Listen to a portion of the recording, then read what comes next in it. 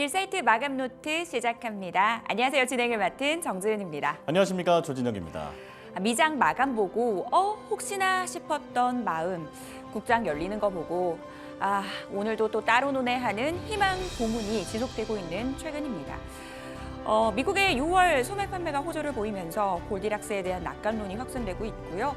이래도 저래도 미장은 오르는데 국내 시장은 영 맥을 못 추고 있습니다. 전략 고민되시죠? 이에 대한 고민들 저희와 함께 오늘 이어가 보도록 하겠습니다. 거래소 쪽 분위기 체크해 보도록 하죠. 외국인들의 대형주 중심의 차익 실현 매물이 쏟아지면서 오늘 거래소 시장 약세를 면치 못하고 있습니다. 시각 현재 코스피 지수 0.58%대 하락률 기록하고 있고요. 2,850선 지나가고 있습니다. 이런 상황 속에서도 어제에 이어서 오늘 산업재 섹터 상당히 강한 모습이죠. 조선, 건설, 기계, 시장 대비 선방하는 분위기입니다. 이렇게 거래소 쪽 분위기 살펴봤고요. 코스닥 쪽은 좀 어떤가요? 코스닥 쪽은 트럼프 트레이드라는 이슈가 점령한 하루입니다.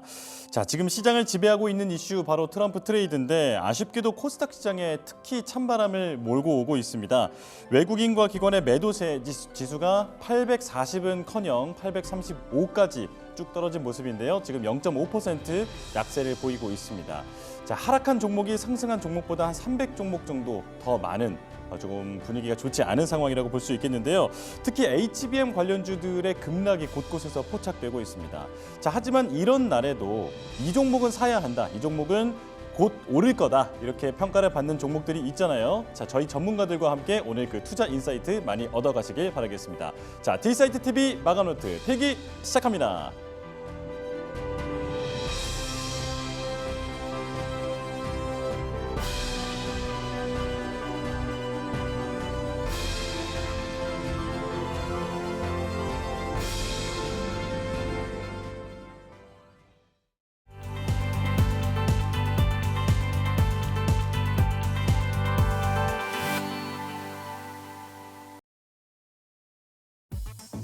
네, 오늘 이슈 노트로 문을 활짝 열어보도록 하겠습니다. 시장의 중요한 이슈들 체크를 해보고요. 전략까지 세워보는 시간입니다. 스탁솔루션 이슬이 대표 함께합니다. 어서 오세요. 네, 안녕하세요. 대표님 오늘 컨디션도 안 좋으신데 나와주셔서 감사합니다. 네. 네, 오늘 우리 대표님께서 좀 컨디션이 안 좋다고 하는데 우리 시청자분들도 여름 감기 지독하니까요. 건강관리 잘 하셨으면 좋겠습니다. 오늘의 이슈 화면으로 확인해 볼까요? 자, 트럼프 당선 시 수혜 종목으로 거론되는 방산주 이야기 나눠보고요. 아마존 프라임데이 앞둔 화장품주 전략 세워보도록 하겠습니다. 더불어서 실적 기대감 커지고 있는 증권주의 탑픽 종목도 꼽아보도록 할게요. 자, 오늘은 먼저 방산주 얘기부터 나눠보도록 하겠습니다. 시장에서 어데트라는 얘기 나오고 있습니다. 어차피 대통령은 트럼프라는 얘기가 나올 정도로 그만큼 이제 트럼프의 당선 확률이 높아지고 있는 현재의 분위기인데요. 그러다 보니까 방산주에 대한 관심도 높아지고 있어요. 방산주는 사실 트럼프 이슈 말고도 호재가 상당히 많았잖아요. 네.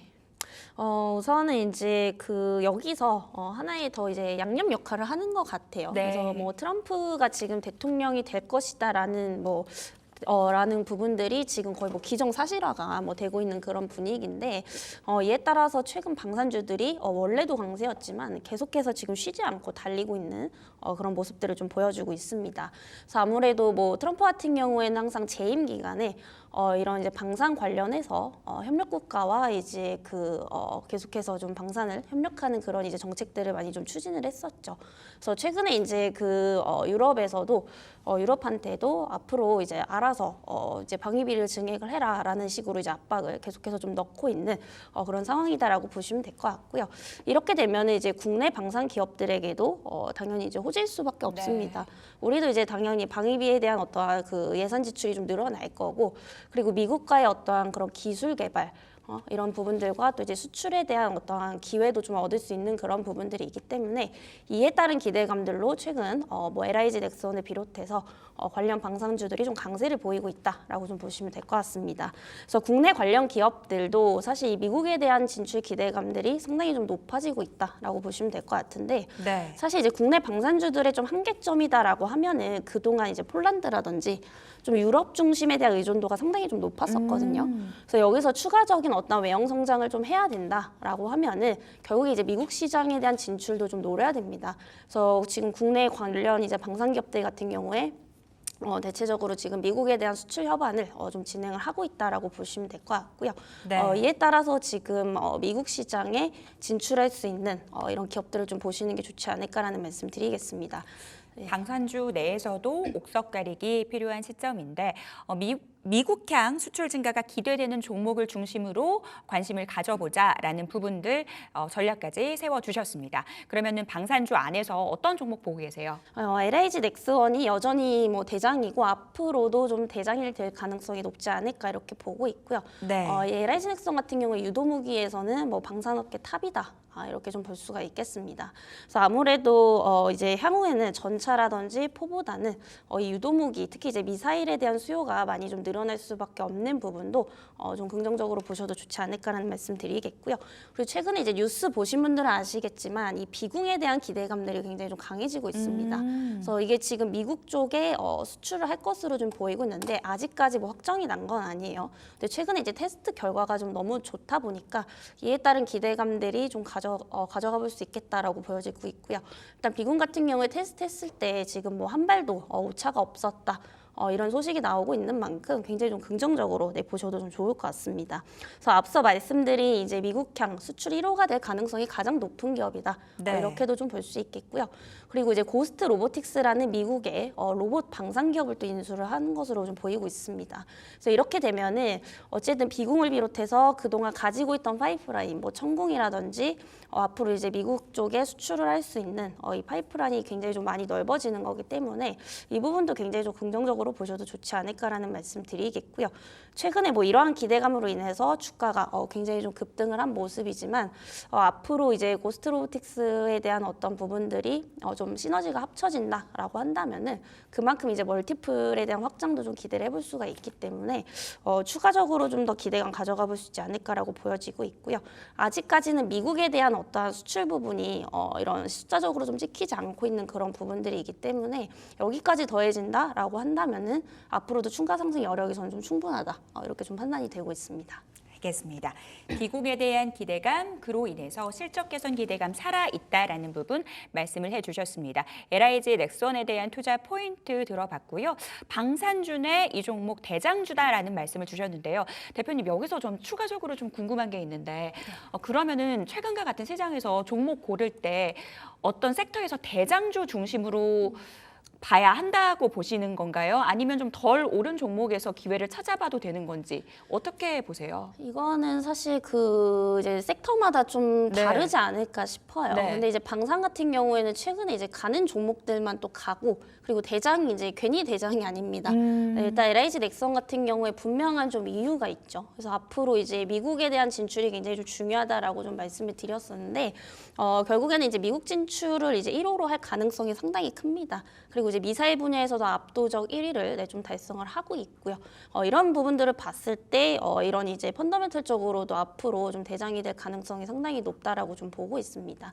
그래서 아무래도 방산 관련해서 지금 밑에 있는 종목군들도 몇 군데 있는데 네. 사실 이런 종목들이 뭐 실적이 잘 나오거나 앞으로에 대한 뭔가 성장성이 있으면 오히려 이제 밑에 있는 종목들을 좀 보시는 게 낫거든요. 네. 근데 대부분은 이제 좀 테마단에 따라서 좀 움직이는 종목들이 많기 때문에 방산 쪽은 오히려 지금 원래 대장이었던 종목을 계속해서 좀 보시는 게 좋지 않을까 이렇게 좀 정리를 드려보도록 하겠습니다.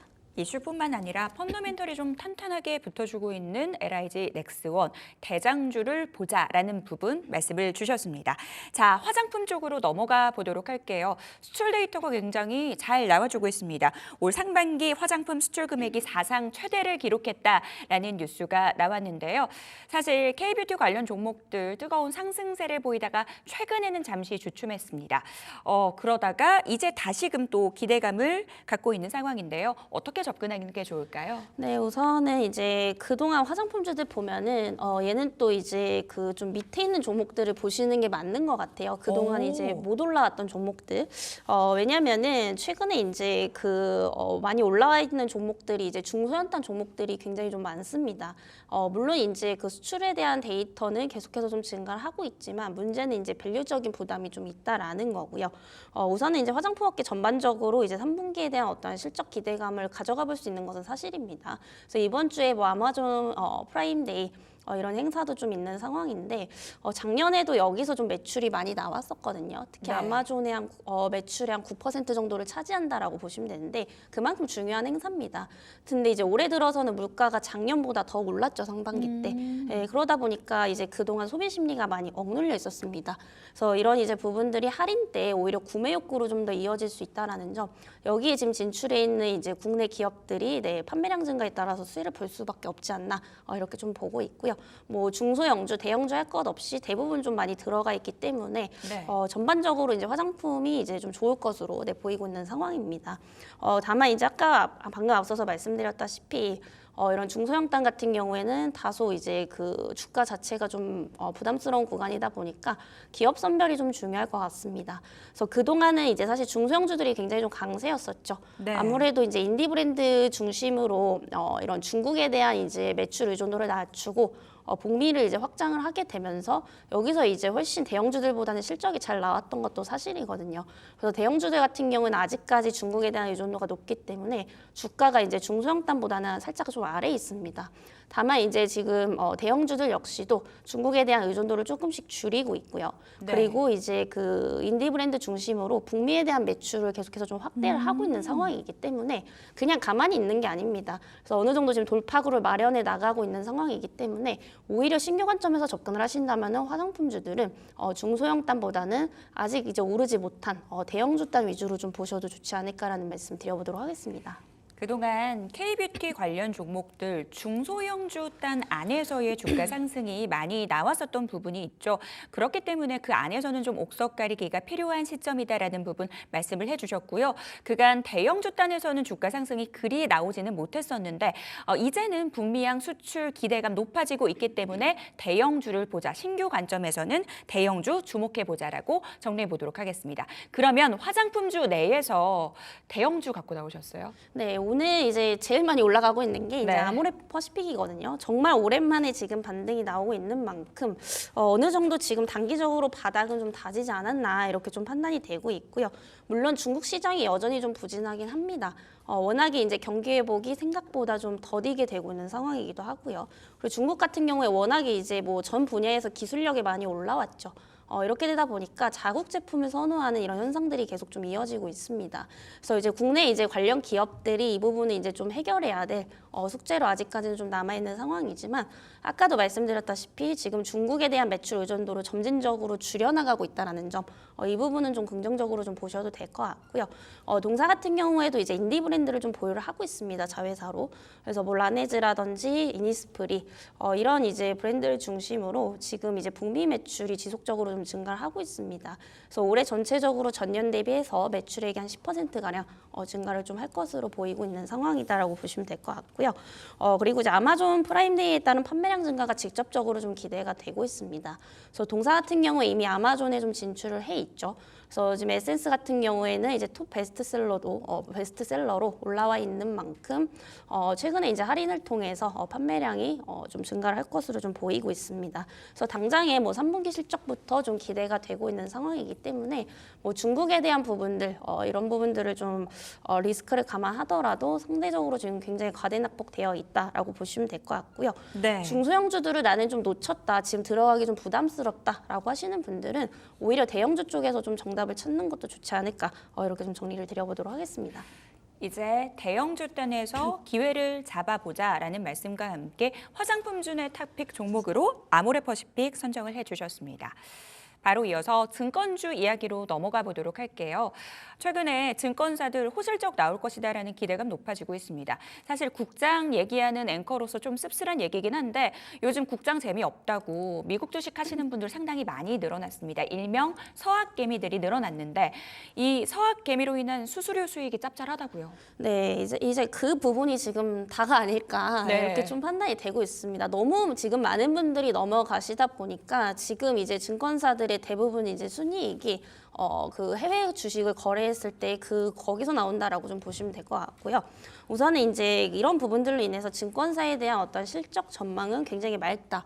네, 이렇게 좀 볼 수가 있겠습니다. 그래서 아무래도 지금 좋을 수밖에 없는 게 그 엔비디아 열풍이 뭐 미국뿐만이 아니라 전 세계적으로 불었잖아요. 그래서 국내 이제 개인 투자자분들도 엔비디아 쪽에 굉장히 좀 많은 비중으로 투자를 하고 계시고 또 최근에 이제 테슬라가 급등이 나오면서 굉장히 좀 많이 옮겨가는 그런 모습들을 좀 보여줬습니다. 그래서 아무래도 이제 그 해외 주식 같은 경우에 환율이라든지 고려해야 될 변수들이 좀 많기 때문에 사실 이제 국내 주식보다는 수수료가 좀 비싼 편입니다. 그래서 이게 사실 뭐 우리 같은 투자자분들한테는 좀 안 좋겠지만 증권사 입장에서는 내 수익으로 이어질 수밖에 없는 부분이기 때문에 당연히 이제 수익성 개선으로 좀 이어질 수밖에 없는 부분이다라고 보시면 될 것 같고요. 이에 따라서 뭐 상반기에 증권사들이 이제 순이익이 한 1조로 달성을 할 것으로 좀 기대가 되고 있죠. 그래서 대부분의 지금 증권사들의 2분기 실적도 눈높이가 계속해서 좀 높아지고 있습니다. 그래서 아무래도 지금 미국 증시에 대한 분위기가 이대로 이어가게 되면은 결국에 상반기가 아니라 하반기까지도 내 거래량이 좀 몰릴 수 있다라는 점에서 좀 긍정적으로 보시면 좋을 것 같고요. 그리고 앞으로 이제 트럼프가 당선이 될 확률이 높아질수록 은행주뿐만이 아니라 증권주도 좀 좋아질 수밖에 없습니다. 그래서 트럼프 같은 경우에 워낙에 그 경기 부양 정책을 또 강하게 좀 진행을 네. 하다 보니까 금융권에 대한 규제를 많이 좀 완화시키는 편이거든요. 그리고 이제 기업들에 대한 어떤 부양도 좀 이제 적극적으로 지원을 하기 때문에 결국에 기업들이 살아나게 되면은 주가는 상승을 하게 되죠. 그래서 이런 부분들을 봤을 때 이제 증권주들에게도 훈풍이 좀 불어올 수밖에 없다라는 점에서 국내 이제 관련 증권사들을 조금 주목을 해보시면 좋지 않을까라는 말씀 드려보도록 하겠습니다. 증권주 사실 재미없다고 느끼시는 종목 중에 하나일 수도 있을 것 같습니다. 하지만 서학개미 군단으로 인한 실적 개선 기대감, 이제는 좀 재미를 볼 수 있지 않을까라는 부분 언급을 해주셨습니다. 아무래도 근데 이제 거래 재차가 국장에서도 좀 늘어나려면 중소형주가 살아나야 하잖아요, 대표님. 근데 미장에서는 러셀 지수 좋고 중소형주 단 좀 훈풍이 불어오는 것 같은데 국내 증시는 아직인 것 같아요. 어떻게 보세요? 일단은 한 박자 좀 늦는 게 아닌가 이렇게 좀 판단이 되고 있고 사실 그리고 미국장과 비교를 하기에는 조금 국내 증시가 실적적으로 좀 못 받쳐주는 부분도 없지 않아 있다 이렇게 좀 보고 있습니다. 그리고 실질적으로 지금 미국의 나스닥 같은 경우에는 대부분의 지금 성장성 좋은 기술주들이 좀 많이 몰려 있지만 우리나라 같은 경우에 대부분 이제 코스닥 중심으로 몰려 있는 종목들을 보면은 좀 테마단에 의해서 움직이는 종목들이 굉장히 좀 많이 있거든요. 그래서 우리나라 같은 경우는 아직까지 이제 미국과 비교했을 때는 올라올 때까지 좀 시간이 걸리지 않을까. 이렇게 좀 보고 있습니다. 결국에 이제 우리나라 증시가 경쟁력을 가지려면은 시가총액이 많이 늘어나야겠고요. 결국에 시가총액이 많이 늘어나려면 주가가 많이 상승을 해야 됩니다.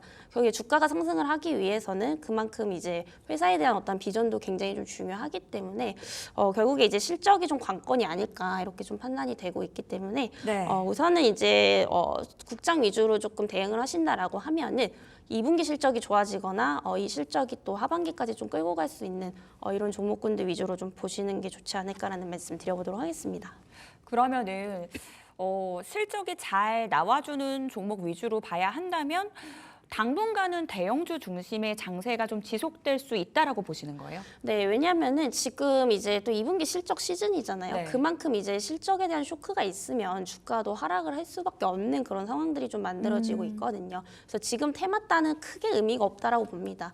물론 이제 테마로 인해서 뭐 장기 변동폭이 좀 강한 종목군들도 있지만 전체적인 분위기를 좀 보게 되면은 결국에는 지금 대형주들이 코스피 중심으로 좀 이끌고 있다라고 좀 보시면 될 것 같고요. 특히나 이제 그동안 테마로 가장 많이 움직였었던 이제 산업을 보면은 대표적으로 바이오가 있습니다. 네, 근데 바이오 같은 경우에도 최근에 지금 매출액이 40조 원대가 증가를 하고 있는데 대부분이 지금 대형주에서 많이 나오고 있거든요. 그래서 그만큼 지금 우리나라 같은 경우에 이제 실적 잘 나오는 이런 기업들 위주로 수급에 많이 몰리고 있다라고 보시면 될 것 같고 이건 지금 분야를 막론하고 다 그렇습니다. 사실 방산주들도 보면은 실적 안 좋은 종목들은 못 올라가고 있거든요. 네, 그래서 이거는 지금 반도체도 마찬가지고 전 산업 분야가 지금 마찬가지인 상황이기 때문에 결국에 지금 시장에서 수익을 내려면 이런 시장에 대한 어떤 흐름을 읽고 조금 쫓아가시는 게 좀 중요하지 않을까 이렇게 좀 정리를 드려보도록 하겠습니다. 지금 주목해야 할 것은 결국은 실적주 중심의 장세가 이어질 수 있기 때문에 대형주 단에 대한 관심 가져보자라는 부분, 그런 장세가 지속될 수 있다라는 부분 말씀을 주셨습니다. 자, 그러면 증권주 안에서 어떤 기업 좀 보면 될까요? 네, 삼성증권 보시면 좋을 것 같고요. 우선은 이제 이 종목이 탑픽인 이유는 이제 네. 위탁 매매에 대한 비중이 좀 증가를 하고 있습니다. 그래서 이게 지금 위탁 매매에 대한 수수료가 많이 증가를 하고 있는데 결국에는 이제 그 해외 주식에 대한 거래 대금이 많이 늘다 보니까 전년 대비해서 이 위탁 매매 수수료가 한 10% 이상 증가를 하고 있고요. 그리고 이런 분위기를 좀 이어가게 되고 앞으로 하반기로 갈수록 해외 그 주식에 대한 거래 대금이 더 커지게 되면은 수수료는 더 올라갈 수밖에 없겠죠. 그래서 이런 부분들을 좀 긍정적으로 보셔도 좋지 않을까라는 말씀드리겠고요. 그리고 최근에 이제 연기금들의 매수세가 좀 유입이 되고 있습니다. 거의 한 72만 주 정도 가량 지금 지분 투자를 한 것으로 보이고 있는데 보통 연기금의 이제 특성을 보면은 대부분 이제 장기 투자를 많이 하거든요. 네. 그만큼 이제 펀더멘털이 좋은 이제 종목에 이제 많이 투자를 한다라는 겁니다. 그래서 결국에 이렇게까지 지금 많이 들어와 있는 것은 그만큼 이제 삼성증권의 펀더멘털이 굉장히 좋다. 이렇게도 좀 해석을 해볼 수가 있겠고요. 그리고 이제 2분기에 어닝 서프라이즈가 좀 기대가 되고 있습니다. 그리고 이제 증권사 주들 내에서도 이제 당기 순이익이 가장 많이 나올 것으로 지금 보이고 있거든요. 그래서 유일하게 뭐 2천억대 이상일 것으로 보이고 있고 나머지 증권사들도 좋지만 한 1,000억대 정도가 예상이 되고 있습니다. 그래서 이런 부분들을 봤을 때 이제 순이익에 대한 부분도 가장 많이 나올 수 있고 또 이제 연기금에 대한 매수세 진입, 또 수급적인 부분, 그리고 펀더멘털적인 측면에서도 이제 가장 좀 좋다라고 보고 있기 때문에 이 삼성증권을 좀 보시면 좋을 것 같고요. 다만 이제 그 오늘도 고점을 좀 갱신을 했습니다. 기술적으로 차익 실현 매물이 좀 나올 수 있다라는 점에서 좀 장기 관점에서 조정 시의 분할 매수 관점으로 좀 접근을 해보시면 좋지 않을까라는 말씀 드려보도록 하겠습니다. 연기금의 매수가 최근 이어지고 있는 삼성증권, 그만큼 펀더멘털이 탄탄한 기업임을 입증한다라는 부분 말씀을 해주셨고요. 더불어서 장기적으로 이 종목을 보고 계시기 때문에 조정이 나왔을 때 눌림목에서 좀 물량 모아가자라는 부분들 말씀 주셨습니다. 자, 오늘장 이슈노트 이슬희 대표님과 함께했습니다. 오늘 도움 말씀 감사합니다. 고생하셨어요.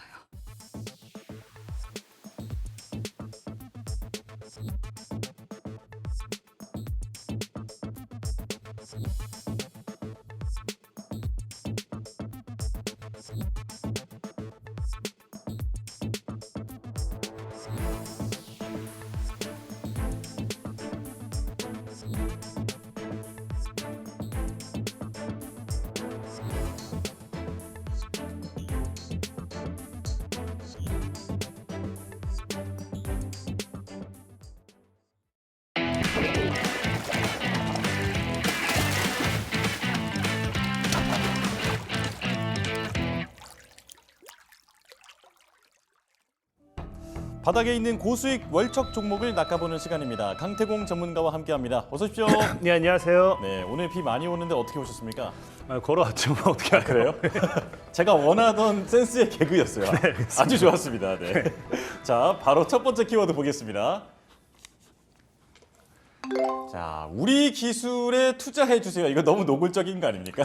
근데 너무 노골적이에요. 오늘은 종목들 보면은 다 그냥 노골적이에요. 그냥 이미 기업에 그 얘기했지만 정말 그냥 그렇게 지었습니다. 그래서 예. 이거는 사실 이 기업 같은 경우는 제가 좀 잘못 선정한 것 같긴 한데 우리 기술에 투자해 주세요가 아니라 우리 기술에 또 이제 더 좋은 기술을 찾아가지고 아마 우리나라 기술 이런 뭐 좋은 쪽으로 투자를 하는 그런 기업이다라 좀 보시면 좋을 것 같고 예. 어쨌든 그냥 말 그대로 우리 기술 뭐 우리나라가 되었던 뭐가 되었던 이런 투자를 한다는 그대로 그냥 이름 자체 모든 게 다 나와 있는 기업이지 않나라고 좀 생각을 해보고 있습니다. 그렇습니다. 바로 우리 기술 투자라는 종목을 가지고 오셨는데 가상화폐 관련 이야기겠죠?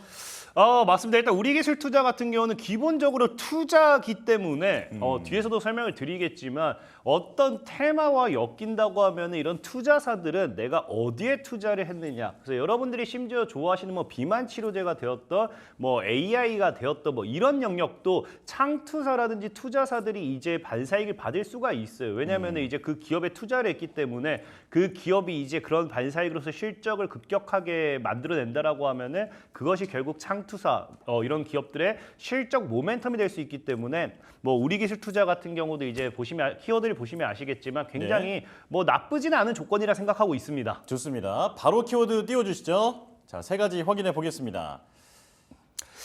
그래서 지금 뭐 아마 이 트럼프 CEO 관련해서는 어제도 좀 얘기를 했던 부분입니다. 트럼프 CEO요? CEO 트럼프 전 대통령이요. 머스크랑 자주 헷갈리시는 것 같아요. 자꾸 이 CEO랑 대통령이랑 너무 많이 얘기하다 보니까 뭐 헷갈리긴 하는데. 아니 사실 그냥 트럼프라고 말씀하셔도 사실 크게 문제는 없습니다. 네. 문제는 없는데 네. 어쨌든 뭐 그렇어요. 트럼프 같은 경우도 지금 이제 최근에 이제 여러분들 뉴스를 보셨는지 모르겠지만 거의 진짜 지금 속보로 나왔나요? 거의 이거 지금 벌써 본인도 대통령이 됐습니다. 뉴스를 보면은 이제 자기가 이제 딱 이제 11월부터는 뭐 11월 전에는 금리 인하하는 거는 옳지 않다라고 뭐 이야기를 하고 있고요. 그러니까 즉 자기가 당선이 되고 나서 금리 인하를 해야 된다 뭐 이런 의미겠죠. 그리고 이제 자기가 대통령 이미 되고 나서는 무슨 관세를 뭐 전체적으로 10%씩 인상을 할 것이고 중국 같은 경우에서 60%나 인상하겠다 할 만큼 이미 트럼프 전 대통령은 이미 대통령 당선됐습니다. 네네. 뭐 그러다 보니까 사실 이 트럼프 전 대통령에 대한 이런 모멘텀 반사이익의 수혜주들이 우리나라 국내 시장뿐만 아니라 전 세계적으로 굉장히 크게 올라갈 수밖에 없는데요. 여기서 가장 강력하게 밀어붙이고 있는 게 비트코인이라는 정책도 하나가 있어요. 그래서 이제 뭐 비트코인 컨퍼런스에 참가를 해가지고 여기서 비트코인에 대해서 뭐 이야기를 하겠다도 있겠지만 뭐 여러분들 알다시피 최근에 이제 트럼프 전 대통령이 피격 당하자마자 갑자기 급반등 났던 게 비트코인입니다. 왜냐하면 이제 트럼프 전 대통령이 예전에도 얘기했던 게 비트코인 관련해서는 정말로 국가 화폐로 만들 만큼 실질적으로 이제 비트코인이라는 게 여러분들 알다시피 반감기를 거치게 돼요. 그러니까 반감기라는 거는 이제 채굴이 말 그대로 채굴하는 양이 반씩 감소한다는 거겠죠. 그러다 보니까 공급과 수요에 의해서 채굴 양이 감소하다 보니까 비트코인의 수요가 증가하면 할수록 비트코인의 가격은 굉장히 급등하게 되어 있습니다. 그러다 보니 이런 반감기와 함께 비트코인의 가격이 급등이 많이 나와줬던 구간인데 이제 트럼프 전 대통령이 이제 뭐라고 이야기하느냐, 남은 비트코인 이 채굴 양을 미국에서 모두 다 해야 된다 할 정도로 이 트럼프 전 대통령은 이제 비트코인에 대한 극찬 중입니다. 근데 제가 봤을 때는 어제도 얘기했지만 사실상의 머스크 CEO가 이제 트럼프 전 대통령을 지지 선언하면서 트럼프 전 대통령에 대한 이런 좋은 얘기를 막 하기 시작해요. 근데 중요한 게 머스크 CEO 같은 경우도 예전에 도지코인 기억하실 겁니다. 도지코인 막 이런 게 코인 관련해서 이런 극찬티를 하면서 뭐 코인으로 테슬라를 살 수 있게 하겠다 뭐 이런 이야기도 많았거든요. 그러니까 아무래도 지금 시장에서 보면은 트럼프 전 대통령을 지지하기 시작했던 CEO들이 과거에 한 번씩은 코인에 대한 긍정적인 모멘텀이라든지 코인을 화폐로서 인정하겠다라는 발언을 했던 사람들이 굉장히 많습니다. 그렇다라는 건 분명하게 모종의 없던 거래가 있어도 있지 않았을까. 그러니까 트럼프 전 대통령의 이런 코인 관련되어 있는 정책을 미는 게 아닌가 좀 생각을 해볼 수가 있어요. 네. 그렇기 때문에 아무래도 이 트럼프 전 대통령이 당선이 되면 된다 할수록 저는 사실 뭐 예전에도 시장에도 그렇지만 저 역시도 비트코인 강세론자 중에 하나다 보니까 사실 2억까지 갈 것이다. 여기까지는 저도 뭐 2억까지 간다라고 대답은 못 하겠지만 제가 보는 관점은요. 무조건적으로 개인들의 투심을 생각했을 때 지금까지 그랬어요. 개인들이 고점이네 안 사, 고점이네 안 사거든요. 여러분들이 뉴스 기사만 보셔도 정말 개인들이 비트코인에 얼마나 부정적인지 이해를 하실 거예요. 정말 비트코인이 되었던지 뭐 우리나라 국내 주식이 되었던지 고점대를 찍으려고 하면요. 개인들의 극찬티론이 나와줘야 됩니다. 지금 이제 월가라든지 이런 쪽에서는 비트코인을 2억을 제시했는데 1억도 겨우 돌파를 할까 말까 하는 시점에서 개인들의 안티밖에 없다라는 건 저는 분명히 말하는 게 비트코인이 못해도 1억 4천에서 1억 6천 정도까지는 충분히 갈 만한 상승 탄력 모멘텀을 가지고 가고 있다 좀 생각해보고 있고요. 우리기술 투자 같은 경우 사실 뭐 비트코인에 뭐 집중적인 투자를 했다. 우리기술 투자가 뭐 비트코인을 뭐 엄청 뭐 샀다 이런 게 아니라 이제 우리나라가 사실 이제 거래소로 치면은 이제 업비트라든지 빗썸이 있는데 현재 업비트가 조금 더 크다고 보셔야 돼요. 근데 이 업비트에 이제 업비트 운영상 두나무의 지분을 지금 이제 보유하고 있기 때문에 아무래도 우리가 거래소 같은 경우는 이제 거래가 되면 될수록 수수료라든지 실적 증가가 따라오겠죠. 거기 실적에 따른 이제 반사이익을 좀 가져갈 수 있지 않나 좀 생각을 해보고 있고요. 또 우리기술 투자가 뭐 비트코인만 보기에는 사실 이게 우리기술 투자 많이 그 비트코인에 묻혀 있어요. 왜냐면은 말 그대로 앞에 얘기했다시피 투자사입니다. 투자사인데 이게 많은 이 비트코인이 엄청나게 열풍을 불면서 비트코인 관련되어 있는 대장주다라고만 되어 있지 사실 그 어떤 것도 이게 투자에 대한 걸 여러분들 많이 까먹고 있는데 예전에도 얘기했지만 이제 대선이 다가오면 이 대선이 이제 2027년입니다. 대통령 선거가 우리나라도 그러니까 해외 대선에 대한 반사익도 있지만 우리나라 대통령 선거도 다가오면은 예전에도 얘기했지만 이 각 인물들이 이제 각 대선 후보자들이 뭐 합니까? 이제 정책을 내걸어요. 공약을 발표하는데 그 공약의 대표적인 게 뭐다? 첫 번째가 저출산이라 말씀을 드렸고요. 두 번째가 일자리라고 말씀을 드렸습니다. 일자리 같은 경우는 일단 투자를 해야 되는지 그러다 보니까 일자리 관련되어 있는 모멘텀의 기업들을 이런 창투사라든지 투자사가 굉장히 많이 이제 이슈를 받으면서 과거부터 올라갔던 이력이 있어요. 그러다 보니까 우리기술투자라는 종목 역시도 충분히 이제 우리가 이제 일자리 관련돼 있는 종목이라든지 비트코인 관련돼 있는 이런 모멘텀 결국 투자에 따른 반사익으로서 수혜를 받을 수 있다라고 좀 보고 있고요. 네. 제일 중요한 건 일단 우리기술투자가 사실은 분명하게 말씀드리면은 저는 여러분들에게 사실 이거 차트만 봤을 때는 소개를 시켜드리고 싶은 종목은 아닙니다. 왜냐하면 저는 뭐 바닥에서 2배, 3배, 10배 이렇게 수익 보는 걸 좋아하기 때문에 바닥주들이 굉장히 많아요. 근데 우리기술투자 같은 경우는 사실상에 차트만 봤을 때는 굳이 소개를 시켜드려야 되나 싶을 정도로 차트가 어느 정도 고점대는 맞지만 아까 얘기했다시피 일단은 비트코인 강세론자로서 이제 비트코인의 시장을 굉장히 좋게 보고 있고요. 그러다 보니까 굳이 우리기술 투자를 차트로 분석해 본다라고 하면은 엘리엇 파동의 마지막 파동이 나와줄 수도 있다라는 거예요. 그래서 우리기술 투자라는 그 우리기술 투자의 차트를 보면서 좀 설명을 드린다라고 하면은 예. 일단 우리기술 투자가 지금 이제 어떤 식으로 진행되고 있냐고 하면은 월봉을 보셔야 돼요. 그러니까 월봉을 보면 과거 비트코인이 뭐 1,000만 원 갔을 때 맨 처음에 2017년도에 비트코인이 처음으로 이슈가 됐었죠. 그 당시에 우리기술투자라는 종목이 이제 첫 번째 상승 파동이 나와줬고요. 그 다음에 우리가 하락 2파라고 표현을 합니다. 그 다음에 뭐가 나와주느냐? 2021년도에 비트코인이 1억 가네마나 했을 때 뭐가 나와주느냐? 상승 3파가 나와주고 다시 조정과 함께 하락 4파가 나와주죠. 그리고 마지막 이 파동이 지금 최근에 비트코인 1억 돌파에 만회하면서 다시 뭐가 나옵니까? 상승 5파가 나와줘요. 그러니까 지금 이 상승 5파가 나와줬을 때도 원래 엘리엇 파동이라는 게 상승 5파에서 최고점을 찍고 하락 6파로 넘어갑니다. 보통 ABC로 표현을 하게 되겠죠? 자, 그러면서 이 고점대, 그러니까 즉 비트코인이 신고가만 나와준다고 하면은 우리기술투자 역시도 엘리엇 파동의 이론에 너무나도 적합한 상승 마지막 5파를 찾으러 간다는 거예요. 그럼 상승 5파동으로 찾으러 가게 된다라고 하면은 우리기술투자 같은 경우가 지금 자리에서 충분히 고점 대비해서 만약에 지금 고점이 12,000원 정도로 잡아봤을 때는 50%만 잡아본다 하더라도 18,000에서 2만 원까지는 충분히 상방 시세 나와줄 수 있다는 겁니다. 그러다 보니까 이 엘리엇 파동 같은 경우도 뭐다? 지금 이제 우리기술투자 같은 경우도 뭐다? 지금 이제 사실은 이 9,000원대 근방에서 이 여유롭게 분할매 접근을 하시고 목표가는 일단은 뭐 최고점이 뭐 18,000 이마이기 때문에 보수적으로 지금 보면은 굉장히 많이 올랐어요. 이거 지금 보면은 저점이 지금 700원짜리가 지금도 10배 오른 자세 들고 있습니다. 그렇기 때문에 리스크가 커요. 그래서 목표가는 보수적으로 한 15,000 정도 보시면 좋을 것 같고요.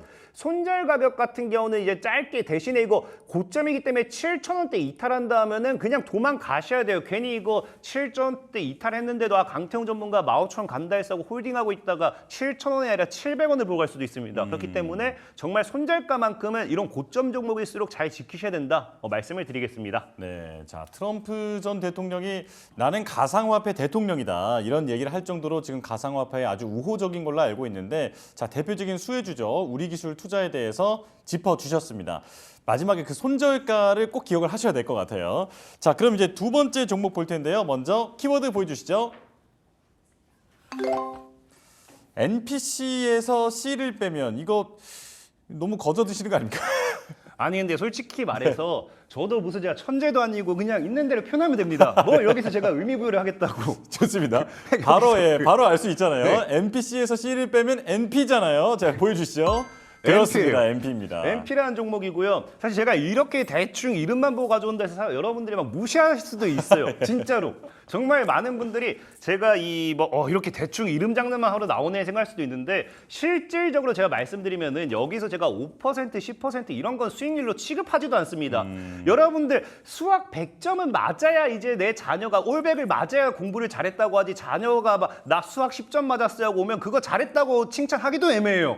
그러다 보니까 10%, 5%, 10% 제가 수익을 자랑을 안 할 뿐이지 지금 여기서 소개시켰던 종목들이 여러분들 분할매 잘했다고 하면요. 5%, 10% 이상 올라간 종목들 굉장히 많았고요. 그리고 최근에도 SG라는 종목도 여러분들 어제도 얘기했지만 오늘도 추가적인 급등이 나와주고 있어요. 예. SG의 차트를 보고 간다라고 하면은 자 지금 SG 같은 경우도 보면은 자, 지금 근데 키워드부터 일단 확인하고 키워드부터요? 그다음부터 넘어가는 게 좋을 알겠습니다. 것 같아요. 네. 키워드 먼저 한번 보고 넘어가도록 하겠습니다. 예. 지금 마음이 급하세요, 지금. 자, 네, 여기 있습니다. 키워드도 참 괜찮게 좋게 있고요. 좋게 있고 일단은 뭐 이 키워드 설명드리기 전에 자 SG라는 종목도 차트적인 부분에 좀 설명을 드릴게요. 차트를 보면서 좀 네. 설명을 해주시려고. 그래서 네, 좋습니다. 지금 MP 같은 경우도 나중에 차트에서 설명드리겠지만 전체적인 이제 비슷한 모습이긴 해요. 근데 SG 같은 경우도 여러분들이 지금 저를 못 믿었던 거지 이 종목이 모든 게 SG다라고 설명드리면서 여기서 소개를 시켜드렸어요. 여기서 그 당시에도. 지금 SG인가요? 예, SG입니다. 네. SG고요. 그래서 분할 매수만 잘했다라고 하면은 제가 봤을 때 뭐 시청자분들 지금 한 60%에서 70%까지 올라가긴 했거든요. 물론 이게 저는 늘 얘기했지만 분할 매수를 꼭 하라고 했지 제가 시가에서 한 적은 없습니다. 아래로 여러 말씀을 드렸고 그래서 정말 지금 보다시피 시가로만 계산하셨다 하셔도 한 47%, 그다음에 이제 뭐 저점에서만 분할 매수 잘했다는 60, 70%거든요. 근데 분명히 말씀드린 게 저는 수익률 10%, 20%뭐 이런 거를 취급을 안 할 뿐이지 제가 말장난하려고 설마 나오겠습니까? 제가 말장난할 거면 예. 제가 뭐 딴 데 가죠. 여기서 뭐 말장난 저도 이득될 거 없습니다. 그만큼 여러분들이 종목명을 좀 잘 기억해 줬으면 좋겠다라는 거고 그래서 MP라는 경우도 사실 이름만 봤을 때는 여러분들이 뭐 제가 장난친다 생각할 수 있지만 사실 그래요. 여러분들 여러분들에게 진짜 뭐 딱 각인시킬 수만 있을 만한 게 우리가 뭐 보통 게임하면 NPC는 떠오르잖아요. 그렇죠. 그래서 그냥 C만 빼면 됩니다. C만 빼면. 좋습니다. C만 빼면 되기 때문에 MP라는 기업도 이름 정말 잘 기억하지 않을까 좀 생각해보고 네. 제일 중요한 건 사실 이거예요. 뭐 다 중요해요 사실은. 안 중요한 거 하나 없습니다. 근데 지금 보면은 이 삼성전자가 최근에 이제 Z 플립 6 뭐 이런 갤럭시 링을 공개하면서 이 거기 파리에서죠. 거기서 오히려 마지막에 던졌던 게 뭐냐고 하면요. 지금 이런 핸드폰도 좋고 AI 모두 다 좋지만 앞으로 이제 하반기에 나와줄 새 XR 관련되어 있는 플랫폼에 대한 이 정말 기대를 해달라. 라고 이야기를 할 만큼 여기에 대한 굉장히 집중을 많이 시켜놨습니다. 근데 실질적으로 삼성전자 같은 경우는 작년에도 여러분들 뉴스 찾아보시면 아시겠지만 이 XR 플랫폼 관련해서는 이미 작년부터 올 하반기에 이 XR 헤드셋에 대한 출시를 할 것이다. 라고도 밝혔던 부분이고요. 최근에 연내 이제 삼성전자가 이제 AI 핸드폰을 출시하면서 애플이 이제 또 XR 헤드셋으로 대응을 했습니다. 예. 근데 거기에서도 이제 삼성전자는 굳이 똑같이 대응을 하는 게 아니라 어차피 우리는 하반기에 나올 거니까 굳이 뭐 애플이 뭘 하든지 말든지 신경 쓰지 않겠다 이런 태도였거든요.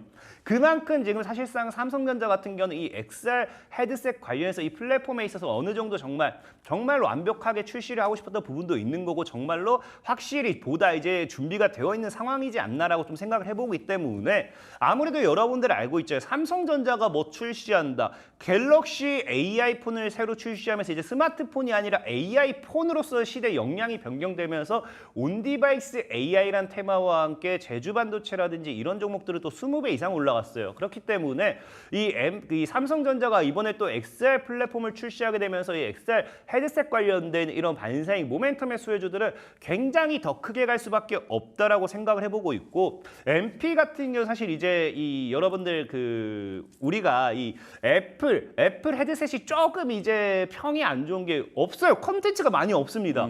그러니까 너무 괜찮아요. 근데 컨텐츠가 많이 없어요.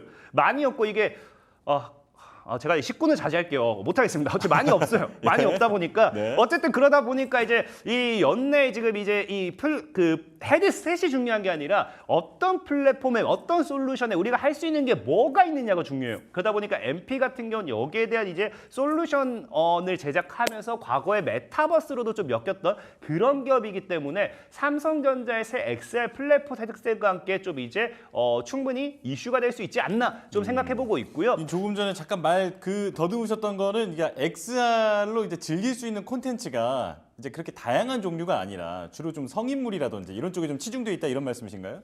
그러니까 딱 얘기하면은 우리 일본이 어떤 나라인지 알잖아요. 일본 사람들이 XR 헤드셋을 사놓고 굉장히 화가 났어요. 그죠? 딱 여기까지 하겠습니다. 알겠습니다. 자, 이어서 설명해 주시죠. 네. 어쨌든 뭐 그러다 보니까 플랫폼이 굉장히 부족한 상황이에요. 플랫폼이 굉장히 부족하다 보니까 이런 이런 플랫폼에 대한 부분이 지금 어느 정도 완성이 되어야 된다라고 이야기가 나올 만큼 사실 헤드셋도 중요하지만 그 헤드셋을 즐길 수 있을 이런 플랫폼적인 부분에 굉장히 많은 이런 투자라든지 이런 게 지금 시장에서 이루어지고 있고 그중에 늘 삼성전자발 모멘텀이 나왔을 때 움직여졌던 종목이 MP라고 좀 보시면 좋아요.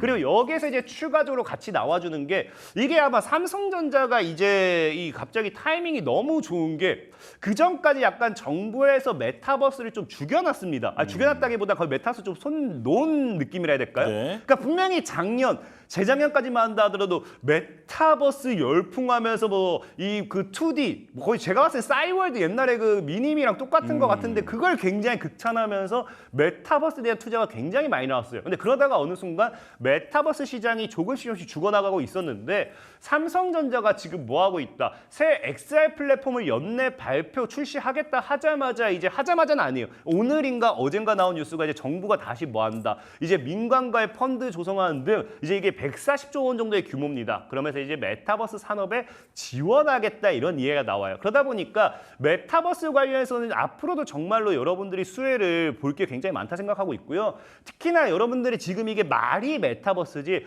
정확하게는 증강현실 쪽으로 가야 돼요. XR 같은 경우는. 근데 이 증강현실이 왜 중요하냐고 하면은 여러분들 보면 알겠지만 삼성전자가 지금 자꾸 만드는 게 뭡니까? 첫 번째로 링이에요. 그러니까 손에 낍니다. 그 다음에 헤드셋도 만들고 있어요. 웨어러블로 해가지고 내가 착용할 수 있는 이제 뭐 이 다리라든지 하체 뭐 이런 기기도 만들고 있어요. 그러니까 이 모든 것들이 뭐냐고 하면요. 사람들의 이제 하나의 유흥 그러니까 지금 우리가 머나먼 진짜 미래 시장은 우리가 소설이나 애니 속에 나오는 거 있잖아요. 가상현실로 넘어가는. 그러니까 가상현실로 넘어가기 위한 모든 장비에 대한 하나의 연결점이라고 보셔야 돼요. 그러니까 이 헤드셋을 시작으로 링을 시작으로 웨어러블 기기를 시작으로서 앞으로의 메타버스를 거쳐서 가상현실로 넘어가는 데 있어서 지금이 초기 단계다 보시면 좋을 것 같고요. 그 과정에서 초기 단계이기 때문에 아무래도 여러분들이 저가에 매수할 수 있는 기회가 되지 않나라고 좀 생각할 수 있습니다.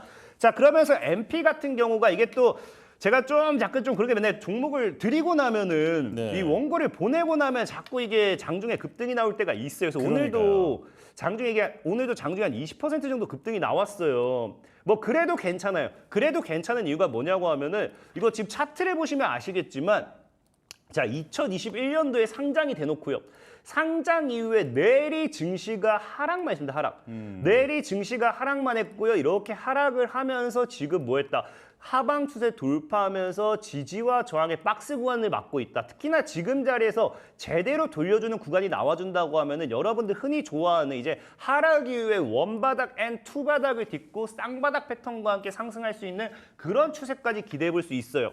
그래서 MP 같은 경우가 지금 자리에서 여러분들 사실 뭐 3,000원 이하에서 그냥 3,000이 딱 저항이거든요. 그러니까 3,000원 이하에서 매수를 하면 되는데 딱 지금 단기간에 봐도 여러분 한 50% 정도가 올랐어요. 그러니까 좀 저가의 좀 아래로 아까도 얘기했지만 아래로 매수를 벌려놓으면 좋습니다. 지금은 뭐 그냥 보초면 개념이고 아래로 좀 분할 매수를 접근하시면 좋을 것 같고요. 저는 목표 가격 이거 정말로 크게 가준다고 하면 12,000원까지도 보고 있어요. 그래서 12,000원까지도 크게 보시면서 손절 가격은 2,000원 지키는지 보시면서 가져가면 될 것 같다 말씀을 드리겠습니다. 네, 조금 전에 강태공 전문가가 했던 얘기 중에 나는 한 10%, 20% 수익은 별로 이게 취급 안 한다. 나에게 수익은 한 몇십 %부터라고 말씀을 하시죠, 보통? 저는 최소 2배요. 최소 2배. 네. 알겠습니다. 나에게 수익은 100%다. 자, 강태공 전문가와 함께했습니다. 고맙습니다. 네, 감사하세요. 고생하세요.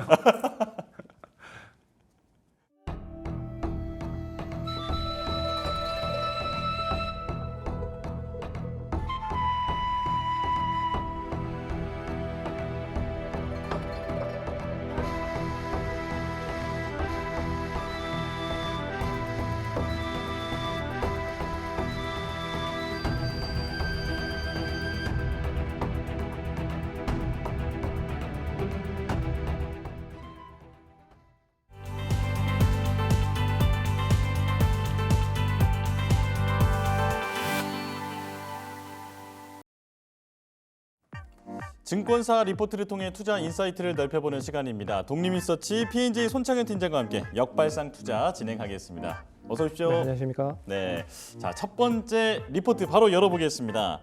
삼화 콘덴서인데요. CTT 리서치의 리포트를 가지고 오셨습니다. 현대차 그리고 유럽 완성차 신규 고객사 확보, IT기기 수요 회복, MLCC 가격이 오르고 있다.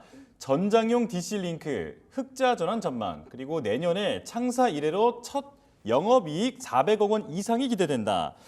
자, 많은 부품 기업들이 지금 전장 사업을 하고 있고 또 그중에서 가장 얘기가 많이 나오는 게 MLCC인 것 같아요. 자, 일단 MLCC 조금 어려운데 잠깐 설명을 좀 해주시고 업황 분위기까지 알려주시면 좋겠습니다. 뭐 MLCC는 산업의 꽃이라고 해서 다양한 예. 가전제품에 들어가는 그런 제품이라고 생각을 하시면 될 것 같습니다. 뭐 전류를 잘 통하게 해주거나 뭐 이런 거 인버터 회로를 보호한다거나 뭐 이런 거를 좀 중점적으로 하는 부분인데요. 예. 근데 뭐 여러 가지 제품에 많이 쓰고 최근에는 뭐 이제 자동차까지도 많이 전장화가 되면서 사용이 되기 때문에 엄청나게 지금 많은 필요로 하고 있는 상황이 나타나고 있는 거죠. 예. 이 자동차 쪽 관련돼서 간단히 얘기를 해드리면 이제 자동차 전장화에 필요한 부품이 그 반도체와 MLCC 두 개로 나눌 수가 있습니다. 근데 이 자율주행으로 가면서 결국에 이제 반도체가 내연기관차에서는 한 400개 정도 들어가는 반도체가 자율주행에는 한 2,000개가 들어간다라고 보고 있고요. 그리고 MLCC는 내연기관차가 한 3,000에서 4,000개 정도 쓰이고 전기차는 12,000개가 쓰입니다. 그리고 자율주행에는 25,000개에서 3만 개가 쓰인다고 해요. 그런 부분에서 이제 자율주행으로 갈수록 반도체와 MLCC 관련된 부분은 필요할 수밖에 없는 그런 부분이다라고 보시면 될 것 같고요. 그리고 최근에 이제 MLCC 관련된 종목들을 보시면 어느 정도 좀 아실 수 있을 것 같습니다. 대표적인 종목이라고 할 수 있는 삼성전기가 상당히 좀 좋은 흐름을 보이고 있고, 하지만 국내 쪽 말고 해외 쪽에 대한 종목들이 더 많이 강세 흐름을 보이고 있어요. 그런 부분도 눈여겨 보시면 좋을 것 같은데, 그 중에서 이제 삼화 콘덴서도 이제 국내 쪽에서는 삼성전기와 더불어서 이제 콘덴서 위주로 이제 영업을 하고 있는 사업을 하고 있는 그런 업체다라고 볼 수가 있습니다. MLCC 관련돼서는 뭐 여러 가지 뭐 이형 필름을 만들고 있는 코스모 신소재나 그리고 첨가제를 만들고 있는 대주전자 재료 뭐 이런 업체들도 있지만, 이런 업체들은 이제 2차 전지 쪽과 소재 쪽에 뭐 포함이 되고 있기 때문에 그렇게 썩 좋은 흐름을 보이지 못하고 있습니다. 하지만 MLCC 사업 자체가 상당히 세분화가 된다라고 하면 이제 시장이 커진다라고 볼 수가 있는 거죠. 그게 뭐 예를 들어서 그 예전에 봤었던 스마트폰 시대를 봤을 때 뭐 PCB가 FPCB로 발전이 되면서 조금 더 세분화되고, 그리고 디스플레이가 타블렛 그 관련된 터치 스크린이라든지 그리고 이런 이 여러 가지 유리 필름이라든지 뭐 필름 관련된 부분도 확대가 되면서 세분화가 되면서 점차 뭐 사업적인 부분으로 커진다라고 하는 부분을 봤을 때는 MLCC도 그런 부분에서 세분화가 좀 될 가능성이 높다라고 볼 수 있어서 좀 관심 있게 보셔야 될 필요가 있는 업종 중에 하나다라고 보셔야 될 것 같습니다. 예.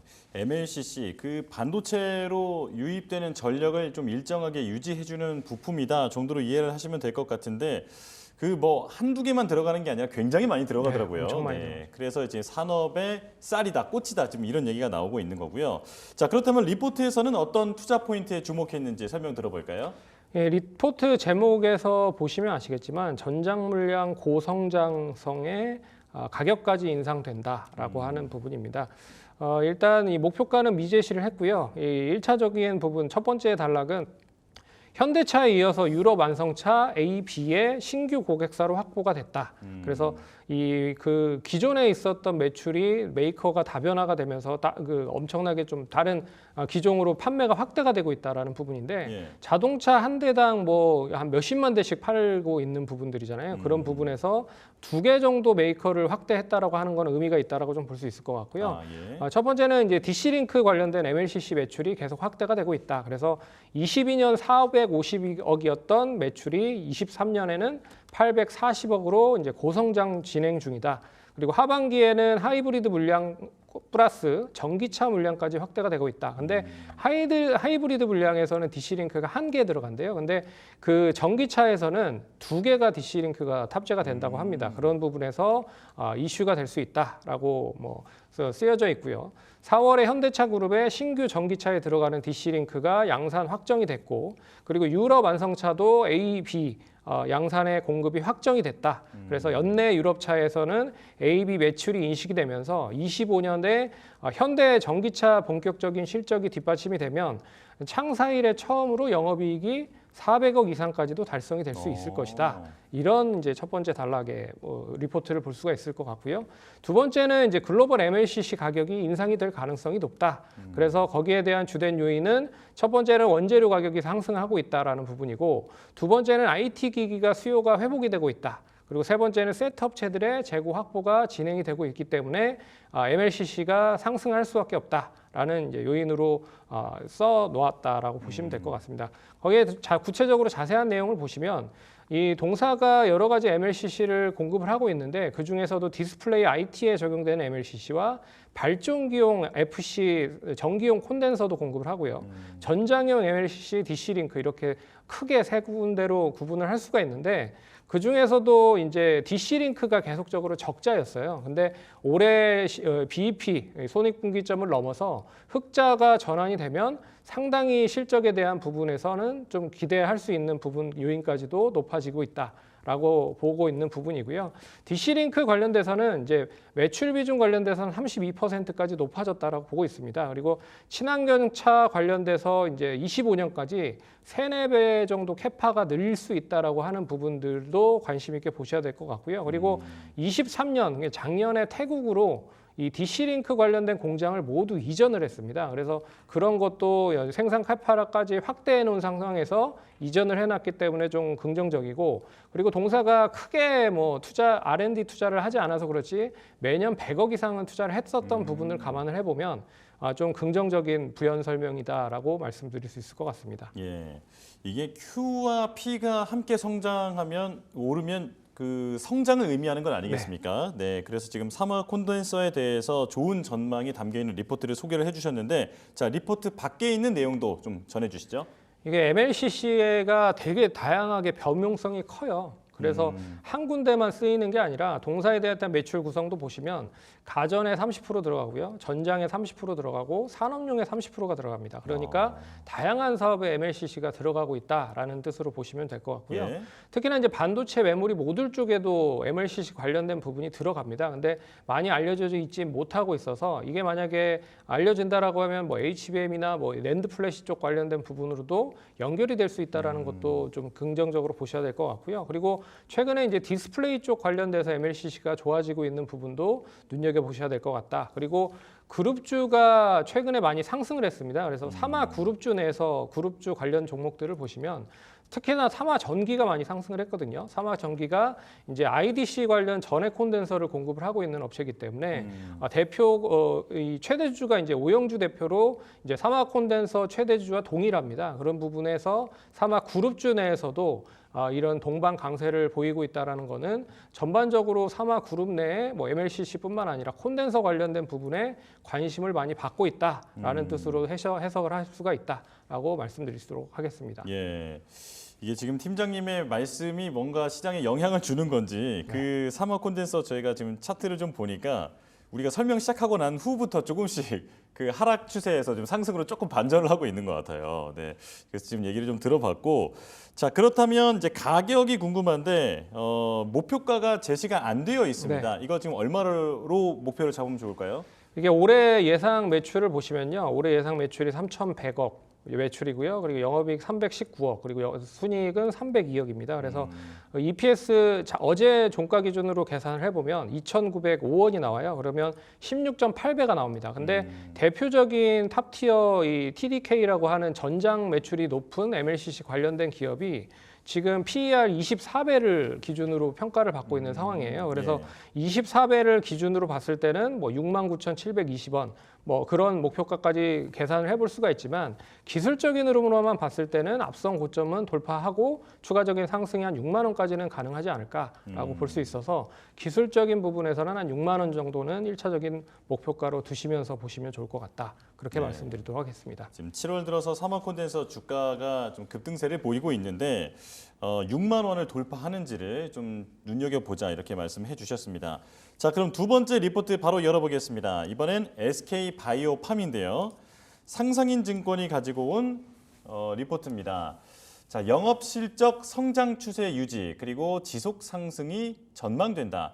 뇌전증 치료제 엑스코프리의 미국 매출이 급성장하고 있고 비마약성 통증 치료제 SKL 이거 뭐라고 읽어야 될까요? 2254라고 읽나요?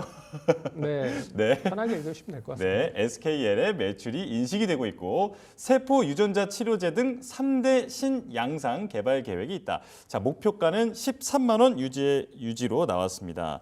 자, 일단 그 바이오의 그 시장 수급이 지금 어떤 상황인지부터 지금 업황을 한번 분석해 주시면 좋을 것 같아요.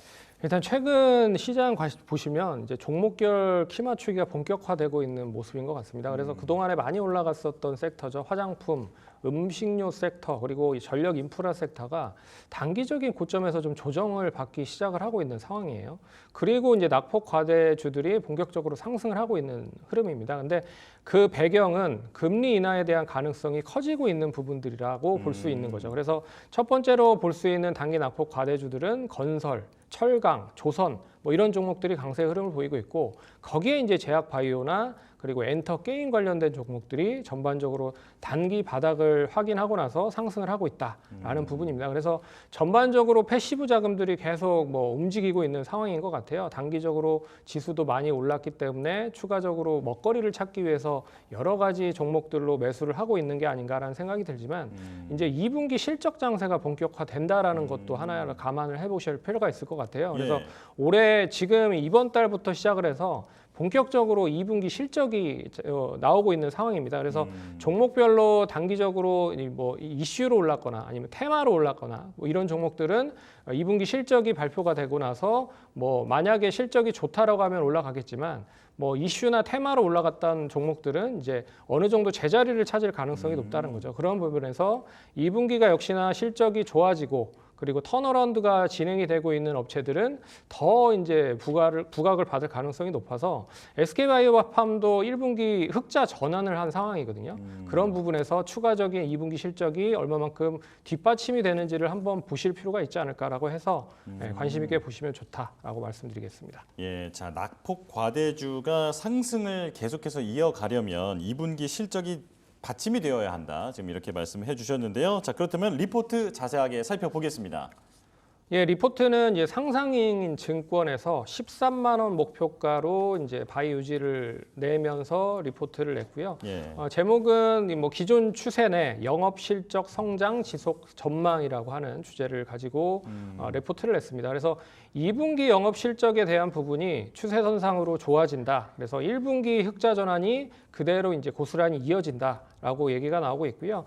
2분기 연결 매출액을 보면 1,200억. 그리고 영업이익은 132억으로 흑자가 계속적으로 이어질 가능성이 높다라고 얘기가 나오고 있습니다. 근데 그 중에서도 이제 뇌전증 치료제 엑스코프리가 미국에서 매출이 계속적으로 늘어나고 있다라는 게 가장 큰 인식이 됐다라고 보고 있고요. 예. 그리고 두 번째 단락을 보시면 이제 영업이익이 빠르게 증가하는 구간에 진입했다.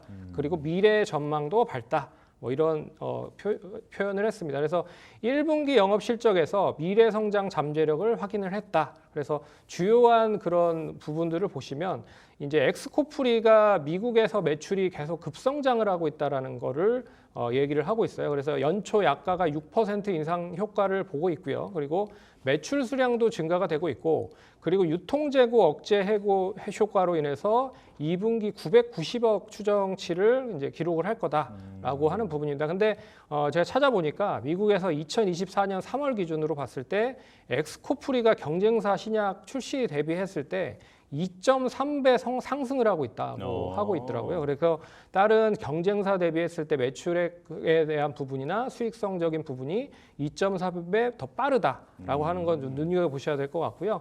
그런 부분에서 엑스코프리의 미국 매출 고성장과 그리고 영업이익이 본격화된다라고 하는 게 첫 번째고, 두 번째는 영업이익도 의미 있게 증가하는 것으로 추정되고 있다. 그래서 비마약성 통증 치료제 기술 수출이 계약금 41억 인식으로 됐고요. 그래서 2분기에 매출 원가율도 10% 내외가 된다라고 하면 의미 있게 좀 증가가 될 수 있다. 특히나 이제 마케팅 비용이 1분기보다 2분기가 더 늘어남에도 불구하고 이 전분기 대비했을 때 영업이익이 크게 증가가 되고 있다라는 거는 좀 긍정적으로 보셔야 될 것 같다. 그리고 마지막으로는 이제 상품 도입을 위한 외형 성장 관련된 부분인데, 이 부분은 그 중단기적으로는 신규 CNS 계열, 이 중추신경계 각성의약품 관련된 부분을 좀 키우겠다. 2024년까지 키우겠다라고 하고 있고요. 그리고 늦어도 25년까지는 외형 성장을 위해서 장기적 과제를 위한 이제 방사성 의약품 치료제, 그리고 표적 단백질 분해 치료제 기술, 그리고 세포 유전자 치료제를 선정을 할 거다. 근데 오늘 뉴스가 나왔죠. 오늘 뉴스가 나온 거는 장기적 과제 방사성 의약품 치료제가 약 7,900억 규모로 이제 기술 수출이 됐다라고 하는 부분입니다. 그래서 이게 이제 대장암이나 전립선암 그리고 췌장암 같은 경우에 여러 가지 고형암에서 발현되는 수용체 단백질을 이용을 해서 암세포를 사멸시킬 수 있는 기술이라고 하더라고요. 그래서 그런 의약품도 만들고 있고, 그런 기술에 대한 부분도 이어지고 있기 때문에, 뉴스로 나왔기 때문에 뭐 긍정적인 부분으로 보셔야 될 필요가 있다. 그렇게 보고서에는 좀 나와 있는 것 같습니다. 예. 바이오 기업에게 가장 필요한 게 실적이다라는 얘기를 투자자들이 사실 얘기를 많이 하는데, 지금 설명해 주신 SK 바이오팜은 실적이 받쳐주고 또 앞으로도 성장 가능성이 있다, 이런 내용이 리포트에 담겨 있다라는 건데요. 자, 그렇다면 리포트 바깥의 내용도 들어볼까요?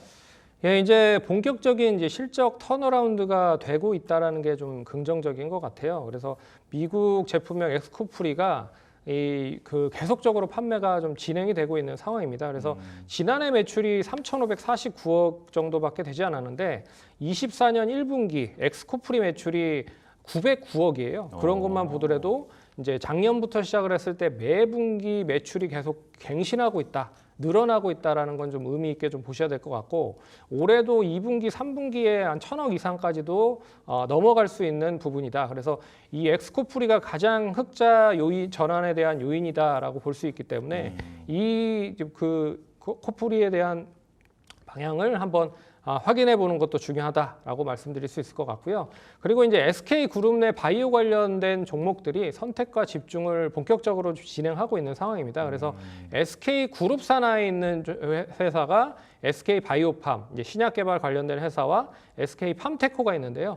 SK 팜테코는 이제 CMO, 위탁 생산만 전문적으로 하는 업체인데 이제 매각을 하려고 준비를 하고 있는 상황이다라고 얘기가 나오고 있고, SK 디스커버리 쪽 관련된 회사는 SK 케미컬, SK 바이오 사이언스가 있는데, SK 바이오 사이언스가 최근에 이제 3천억을 투자를 해서 독일의 ID 바이오 로지자크라는 그 CMO 회사를 인수를 했습니다. 그래서 CMO 쪽을 관련된 부분은 이제 디스커버리 쪽의 바이오 사이언스에게 이관을 하겠다라는 뜻으로 보시면 될 것 같고, 미국뿐만 아니라 유럽에서 10개 이상의 이제 트랙 레코드를 좀 보유하고 있어서 그런 좀 긍정적인 부분도 있을 수 있을 것 같고요. 그리고 임상부터 원액, 뭐 원자재 의약품 관련된 부분도 제조할 수 있는 능력을 보유하고 있다. 그리고 기존의 이 어느 정도에 대한 매출 관련된 부분, 그러니까 양산 관련된 부분이 결국 팜테코의 2배 정도 양산 그런 기술을 가지고 있다고 하더라고요. 그래서 그런 부분까지 보면 규모의 경제로 인해서 양산을 했을 때 조금 더 수익을 많이 볼 수 있게끔 하는 것으로 이제 판단을 하고 있다. 그래서 3천억 이상을 투자를 해서 인수를 했다. 라는 것도 눈여겨보셔야 될 것 같습니다. 예, 조금 전에 그 인수했던 그 기업 이름이 IDT가 맞는 거죠, 지금? 네, 독일의 네. 바이오 기업. 예, IDT 바이오 로지카. 로지카. 네네네. 어렵네요. 이름이 좀 어렵네요. 네. 자, 그 소식까지 전해주셨고, 그리고 지금 SK 바이오팜의 주가를 보면 한 8만 5천 원 선을 왔다 갔다 하고 있는데 목표가가 13만 원이란 말입니다. 이거 실현 가능할까요?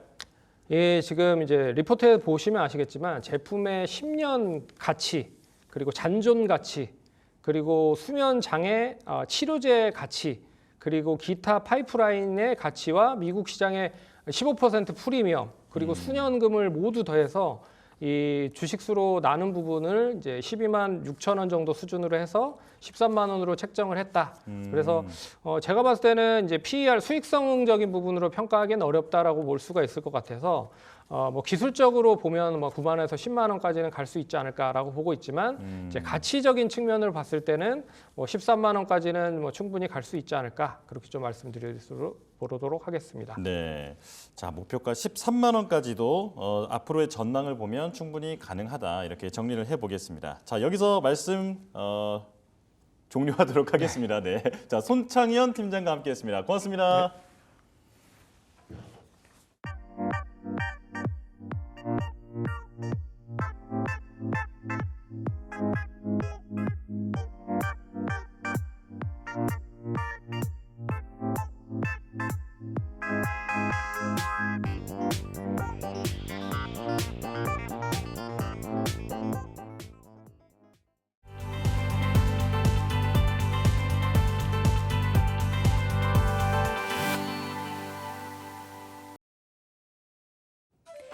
수익률 4대 전환의 종목을 엿볼 수 있는 시간입니다. 수익사왕 함께 하시죠.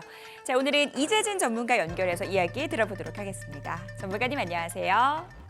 반갑습니다. 네, 오늘의 종목 공개해 주시죠. 오늘 우리 시청자 여러분들께 말씀드릴 종목은 HD 현대마린솔루션이라는 기업입니다. 최근 들어서 해운 선박과 관련된 기업들이 굉장히 주가가 상승이 강하게 나오고 있는데요.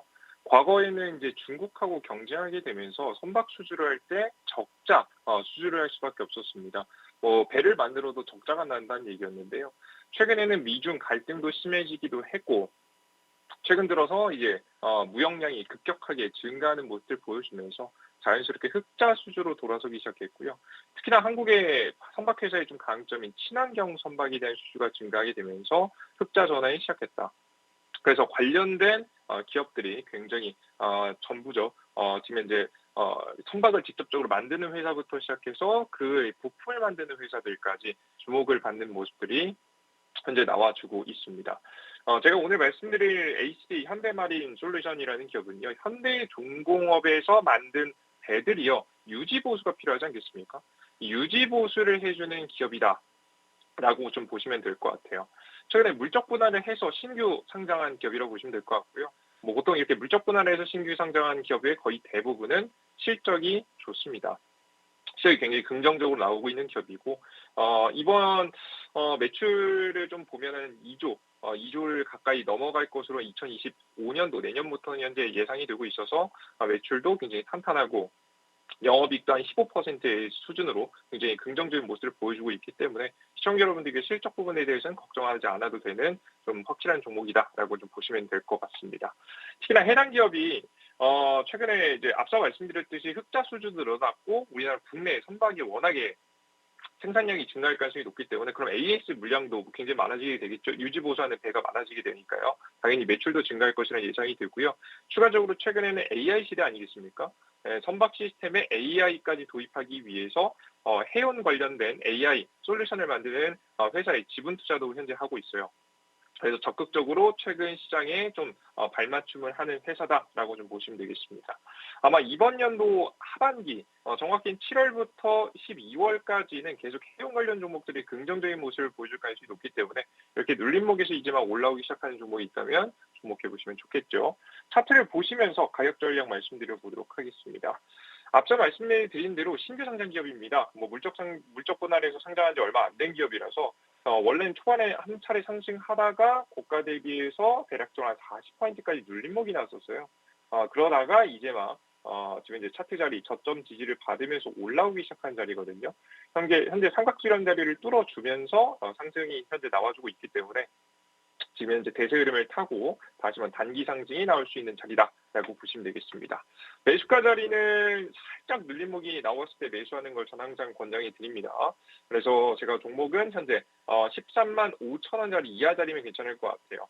지금 이미 어느 정도 눌림목이 나오면서 가격이 나와줬죠.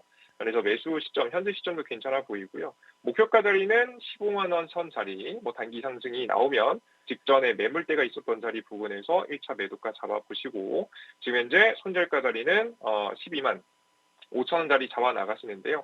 해당 종목은 제가 앞서 말씀드렸듯이 이번 연도 하반기에는 쭉 주목을 받을 수 있을 만한 가능성이 높아서 제가 목표가 말씀드린 자리 1차 매도가로 잡으시고 더 크게 상승할 수 있으니까 좀 크게 바라보시면서 종목을 보유하시면 더욱더 좋은 수익 낼 수 있을 거란 말씀 드리겠습니다.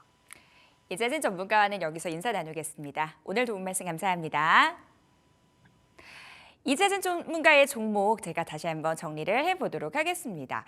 실적주로서의 관심, 실적 잘 나와주는 종목이다라는 부분 말씀을 해주셨고요. 조선주 슈퍼사이클 얘기 오늘 시장에서 계속해서 나오는 얘기인데 업황 회복을 기반으로 해서 주가 상승 가능하다라는 부분 언급을 해주셨습니다. 목표가 15만 원, 손절가 12만 5천 원 잡고 대응해보자라고 말씀 주셨는데요. 특히 목표가 같은 경우는 1차 목표가로 제시를 해주셨고 더 큰 수익도 가능하다라는 부분 코멘트 남겨주셨습니다. 자, 바로 이어서 김동석 전문가 연결해 보도록 하겠습니다. 전문가님 안녕하세요. 네, 반갑습니다. 네, 오늘의 종목 공개해 주시죠. 네, 최근에 좀 핫한 이슈가 있다면은 트럼프 지지율 상승이라고 볼 수 있을 것 같습니다. 최근에 총격 사건이 있었고 이 총격 사건에서도 사실 이 주먹을 올리면서 지지율이 좀 상승하는 모습 보였습니다.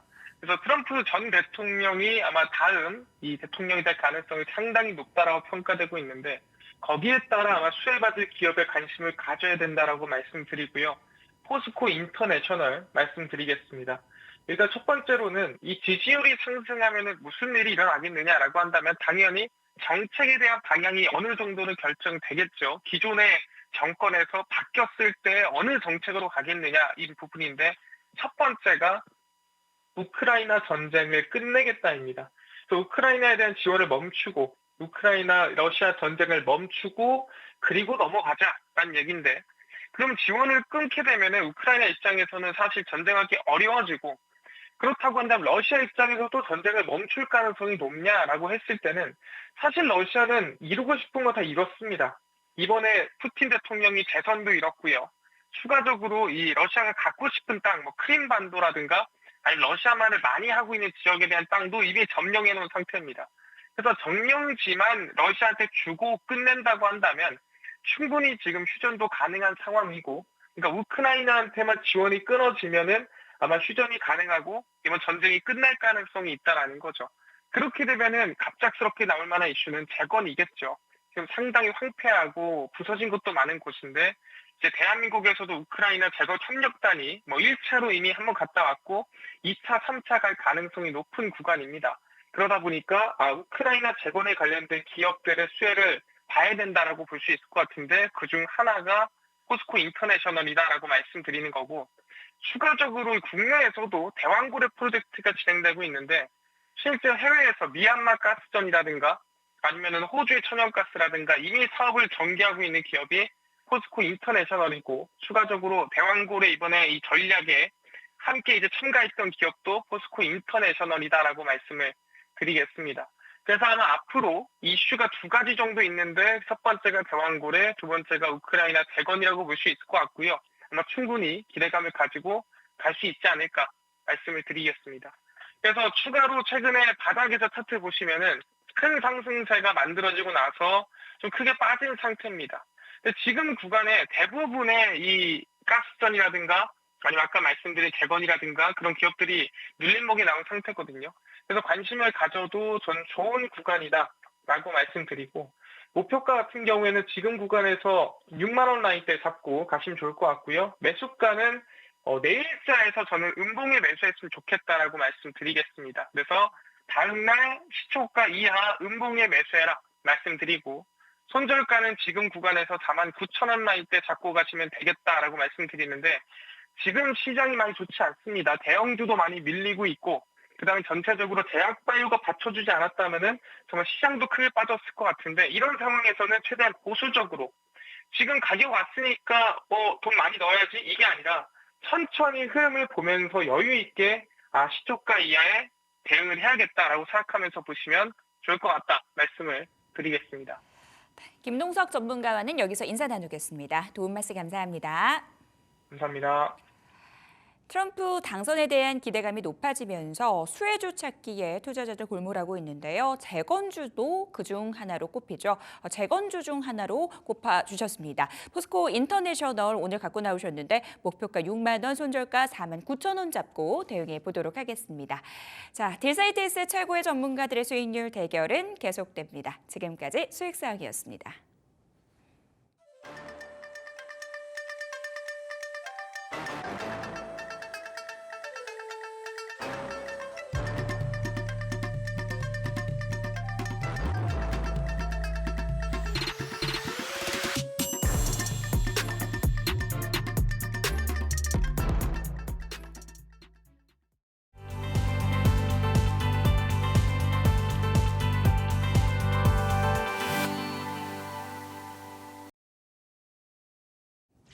라스트 빅딜 함께 하시죠. 특징주 잡아보고 종가 매수 OX 확인해 보도록 하겠습니다. 네, 오늘은 이성웅 바울투자증권 차장, 이주연 M인베스트먼트 대표와 함께하겠습니다. 두 분 어서 오십시오. 어서 오세요. 두 분과 함께 종목 이야기 나눠보도록 하겠습니다. 자, 한화 엔진부터 얘기를 나눠보도록 할까요? 2분기 어닝 시즌 실적주로에 대한 관심이 높아지고 있습니다. 이 종목 호실적 기대감 속에 주가 상승 나와주고 있는데요. 이 종목에 대한 종가 매수 의견 들어보겠습니다. 두 분 모두 매수 의견 주셨고요. 네. 이성웅 차장님 의견 들어볼게요. 하나엔진 같은 경우에 오랜만에 좀 상승폭을 좀 크게 좀 가져가는 그런 모습 좀 보여주고 있는데 우선 오늘 이렇게 올라가는 이유가 전체 그 조선 또 조선 기자재 업체들의 수주 잔고나 여러 가지 면에서 긍정적 이슈가 좀 있는 상황이고요. 하지만 그 안에서도 제 종목들은 계속 슬림화가 될 가능성이 큽니다. 그렇기 때문에 이 슬림화하는 선제적인 첫 번째 조건은 당연히 첫 번째로 실적이고 두 번째는 시장에서의 이 위치, 그러니까 시장 점유율이나 이런 부분을 따져봐야 될 텐데 하나엔진 같은 경우가 지금 이제 2분기에 대한 영업이익은 지금 증권사에서 계속 지금 높여지고 있는 그런 상황인데요. 가장 최근에 이 2분기 영업이익 188억까지 지금 올리고 있는 상황이고요.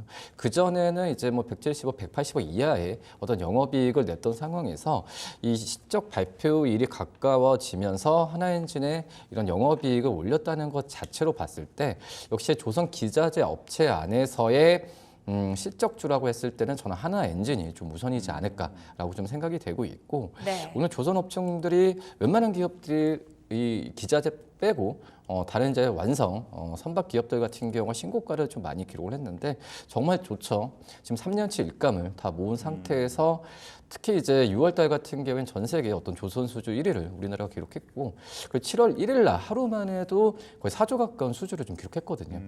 그렇게 된다고 하면은 저는 하반기 때는 역시 조선주가 이 시장에서의 주도주로 올라갈 가능성이 크다라고 지금 생각이 되고 있는데 생각보다는 조선 기자재 업체들이 이 조선 전반 기업들 대비해서는 주가가 안 올랐던 그런 상황인데 그렇기 때문에 이제 조선 기자재 업체에서 좀 종목들을 추려봤을 때는 이 조속 엔진 쪽에서의 그리고 탑 기업인 하나 엔진에 대한 관심을 좀 꾸준하게 좀 가져야 되는 게 맞지 않을까라고 판단됩니다. 예. 2분기 어닝 서프라이즈 기대감 언급을 하시면서 하나엔진에 대해서 종가 매수 의견을 주셨는데요. 근데 차장님 추가적으로 궁금한 게 있는데 저희 출연하시는 많은 분들이 포트 안에 조선 섹터 없으면 하나쯤은 담아봐도 좋겠다라는 부분을 공통적으로 말씀을 해주고 계세요. 그러면은 조선 기자재단 안에서 탑픽이 이 종목이신 거예요? 아니면 또 다른 종목 보고 계신 게 있으세요? 우선은 지금 보더라도 이제 전체 이제 조선 빅5 기업이 있어요.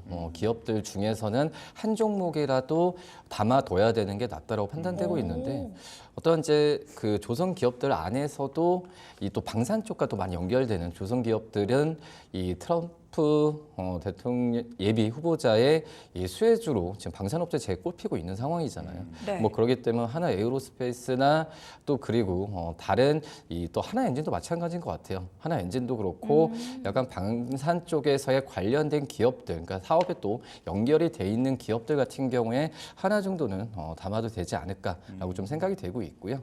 근데 이제 이 전반 기업들도 좋긴 하지만 이제 조선 기자재 업체들 같은 경우가 주가가 생각보다 안 오른 기업들 굉장히 많거든요. 뭐 그렇기 때문에 하나 엔진 같은 경우에도 PER 대비해서는 지금은 저평가 구간에 있다라고 좀 생각이 되고 있기 때문에 이 전반 기업들 중에 하나 그리고 이 조선 기자재 업체들 중에서 하나 정도는 이제 편입을 하는 게 낫지 않을까라고 판단됩니다. 네. 조선주 중에서도 방산 성격을 좀 띠고 있는 녀석들을 눈여겨봐야 하고 그리고 또 조선주가 하반기에 주도주가 될 가능성이 높은데 여기에서 아직 기자재 쪽은 덜 올랐다. 그렇기 때문에 한화 엔진에 대해서는 종가 매수 의견을 말씀을 해주셨습니다. 자, 그렇다면 다음 종목 보겠습니다. VT인데요. 리들샷, 이 가장 대표 제품인 리들샷이 일본은 물론 우리나라에서도 인기를 끌면서 분기 최대 실적을 기록했다고 합니다. 지금 오늘도 불기둥이 솟았던데 이 종목 종가 매수 하실지 궁금하거든요. 자, 두 분 의견 들어주세요. 자, 이번에도 일치했네요. 일치했습니다. 자, 이주연 대표님 의견 들어보겠습니다.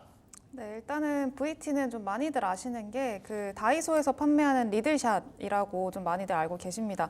네, 일단 리들샷 같은 경우에는 다이소에서도 사실 들어오면 금방금방 빠질 정도로 지금 굉장히 좀 인기가 많은 그런 상품인데 이게 우리나라뿐만이 아니라 이제 세계적으로 좀 어느 정도 인정을 받고 있는 그런 상황이라고 보시면 될 것 같고요. 일단 그 초입에 있다라는 점에도 좀 의미를 부여할 수가 있을 것 같습니다. 이 지금 아마존 프라임데이가 진행 중인데 VT 리들샷이 아마존 그 세럼 부분에서 랭킹 3위까지 현재 올라서는 모습을 이제 보였습니다. 네, 그리고 이 리들샷이 이번 프라임데이를 맞아서 할인율을 좀 많이 높였는데 이런 그 영향으로 인해서 그 랭킹 자체가 많이 올랐다라고 보시면 좋을 것 같고요. 그리고 이제 지난주부터 해가지고 올리브영에도 이제 판매 매대를 점점 이렇게 늘려나갈 걸로 현재 예상이 되고 있는데 그 안에서도 순위가 굉장히 1, 2위를 좀 왔다 갔다 할 정도로 인기가 굉장히 좀 좋게 받아들여지고 있는 그런 상황입니다. 네, 그리고 일단은 지금 당연히 국내뿐만이 아니라 해외 매출이 굉장히 중요한 상황인데 지금까지는 VT가 일본에서 좀 두각을 많이 드러내고 있는 그런 상황이었습니다. 일본 아마존 스킨케어 부분 그 베스트 랭킹에서도 1위를 차지를 할 정도로 굉장히 좀 시장에서는 주목을 받고 있는 그런 상황이라고 보시면 좋을 것 같고요. 그리고 이제 하반기 들어서는 미국 쪽으로도 진출을 할 걸로 현재 예상이 되고 있는데 일단은 미국 같은 경우에는 실리콘투랑 협업을 통해서 미국 쪽으로 이제 전차 이 지역을 확장을 해나갈 걸로 현재 기대를 하고 있고요. 그리고 중국에서는 위생 허가를 또 획득을 하면서 이제 연간 실적 흐름은 굉장히 좀 하반기에 갈수록 더 높아지지 않을까 이런 기대감이 현재 있는 상황입니다. 네, 그리고 일본 이후로도 이제 미국을 좀 가장 주력 시장으로 VT는 좀 꼽고 있는데 네. 이제 그 외의 지역 같은 경우에는 앞으로 2, 3년 동안 좀 지속적으로 늘려 나갈 걸로 현재 예상이 되고 있기 때문에 일단은 VT 같은 경우에는 특히 주력 상품으로 하고 있는 이 리들샷 자체가 굉장히 좀 초입에 있는 상황이다. 그리고 앞으로 넓혀 나갈 수 있을 만한 그 지역의 어떤 여력이 굉장히 많다라는 점에서 좀 성장주의 어떤 관점으로 보셔도 좋지 않을까라고 생각을 하고 있고요. 단기적으로 주가상으로 좀 몇 년 동안 많이 오르기는 했습니다만 충분히 앞으로의 상방 여력은 더 열려 있다라고 보고 있습니다. 금리 인하 기대감이 높아진 현재 시점에서 성장주로의 관심 쏠리고 있습니다. 성장주로서의 매력이 돋보이는 이 종목 종가 매수해 봐도 되겠다라는 부분 언급 주셨습니다. 자, 바로 이어서 SK 이노베이션으로 넘어가 보도록 하겠습니다. 오늘 이슈가 하나 있었죠. ENS와 합병안이 이사회를 통과했다라는 뉴스와 함께 주가 급등 나와주고 있는데요. 이 종목에 대한 종목 의견 들어보도록 하겠습니다. 두 분의 의견 들어주시죠. 이번에는 엇갈렸습니다. 이주연 대표님부터 의견 들어볼게요. 네, 일단은 오늘 또 합병 관련한 또 이슈가 있을 걸로 현재 오전부터 좀 예상이 되면서 현재도 한 5%대 상승이 지속 중입니다. 일단은 뭐 SK 이노베이션 이번 합병 관련해서는 여러 가지 좀 이슈들이 있기는 했었습니다만 일단 장기적으로 봤을 때 SK ENS와 합병을 하게 되면서 어떤 장기적인 시너지를 좀 기대를 해볼 수가 있겠다라는 게 일단은 좀 지금으로 볼 수 있는 그 긍정적인 관점이고요. 그래서 일단은 SK 이노베이션이 굉장히 또 장기간 동안에 주가가 많이 하락을 생각을 해왔음에도 불구하고 지금 단기적으로는 이런 합병 이슈로 인해서 좀 거래량이 대량으로 유입이 됐고 바닥을 어느 정도 잡았다라는 점에서 일단은 뭐 추가적인 상방 여력이 엄청나게 지금부터 막 크게 열릴 거다라고 보기보다는 바닥을 좀 다지고 이제 추가적인 어떤 상승 여력을 좀 찾아볼 수 있을 만한 기회가 생겼다라는 점에서 좀 주목을 해보시면 좋을 것 같습니다. 네, 그래서 일단은 이 SK E&S를 합병하게 되면서 좀 주력으로 보셔야 되는 게 SK온인데 SK온이 사실 적자를 좀 많이 보고 있는 기업이잖아요. 그래서 일단 SK온이 그럼 이런 합병으로 인해서 어떤 수혜를 볼 수 있느냐 이런 좀 기대를 해봐야 될 것 같은데 SK온이 이제 이번 합병으로 인해서 가장 좀 수혜를 볼 기업으로 좀 현재 추정이 되고 있는 상황입니다. 네, 그래서 일단은 SK온이 어떤 전방 산업이 그래도 좀 완화가 되고 앞으로 올해 그리고 올해 하반기부터 내년까지 이 전기차라던가 이 자동차 시장 자체가 어느 정도 좀 개선이 되게 되면은 SK온이라던가 SK온의 어떤 영업이익도 좀 개선이 될 거고 그런 측면에서도 어떤 이 기업적인 좀 밸류에이션 자체를 앞으로 좀 기대를 해봐도 좋지 않을까라고 생각을 하고 있습니다. 그래서 지금 뭐 당장 뭐 탄력적인 상승을 기대한다 이런 것들보다는 이제 앞으로 조금 개선을 기대해 볼 수 있을 만한 그런 시점이다. 이런 점에서 주목을 해보시면 좋을 것 같습니다. 중장기적으로 긴 호흡에서 본다면 시너지가 극대화할 수 있다라는 부분 말씀 주셨습니다. 이성웅 차장님께서는 X 주셨네요. 네, 우선 뭐 실적 시즌을 본다고 했을 때는 이제 SK이노베이션뿐만 아니라 이제 정유 업체들의 실적에 대한 기대감은 상당히 낮죠. 이미 좀 주가에 좀 반영이 됐던 그런 상황이라고 볼 수 있겠고, 물론 이제 합병이나 이런 그 상황은 우선 뭐 합쳐서 이제 시총 가치가 국내 최대 뭐 글로벌 기업으로 한다고 하지만은 그렇게 된다고 하면 지금 원래 이 정도 주가에 대한 반등보다 더 크게 좀 나와야 되거든요. 약하다는 부분 같은 경우가 우선 그 정유업체 뭐 그 정제 마진에 대한 2분기 실적 우려감이 좀 있는 상황이고 2분기 때는 한 2월 정도가 이 정제 마진 $20 넘었는데 지금 거의 $10 초반으로 좀 내려왔었거든요. 네. 뭐 그렇기 때문에 좀 우려감이 있는 상황이고 지금 현재 이 합병 이슈를 떠나서 이 매수 관점으로 들어간다면은 저는 단순 어떤 이제 많이 떨어졌으니까 저가 매수 관점에서 기술적이라는 느낌이 좀 많이 그런 드는 상황이고 여기서 랠리를 중장기적으로 랠리를 이제 보여주려고 한다면은 지금 이제 마진 부분도 좀 개선이 돼야 돼요. 왜냐하면 이제 중국과 인도 쪽에서 이 러시아산, 우리나라는 이제 그 글로벌 기업 국가들이 러시아산 쪽에서 원유를 수입을 제재하고 있는데 그만큼 이제 중국과 인도 쪽에서의 이 러시아산 그 휘발유를 이제 수입을 하면서 저가에 대한 상품을 많이 내놓고 있거든요. 그렇기 때문에 우리나라 가격 경쟁력이 약간 딸리는 부분도 있는데 이 부분도 어느 정도 해소가 되고 SK온에 대한 실적에 대한 부분도 여러 가지가 해석이 돼야 좀 가치주라기보다도 저가 매수가 아니라 제가 봤을 때는 이제 우상향 랠리 부분이 가능성이 좀 있지 않을까라고 좀 생각이 됩니다. 네. 자, SK이노베이션은 두 분의 의견이 갈렸고요. 자, 다음 종목으로 넘어가겠습니다. 삼성전기 52주 신고가를 경신했는데 7% 넘게 어제 급등을 했었죠. 자, AI 열풍 그리고 MLCC 업황 개선 기대감이 이런 수급으로 몰리는 것 같은데요. 자, 오늘은 이제 강보합권에서 지금 머물고 있습니다. 종가 매수 의견 들어보겠습니다. 자, 두 분 다 종가 매수에 동그라미를 들어주셨습니다. 자, 대표님 말씀부터 들어볼게요. 이지원 대표님.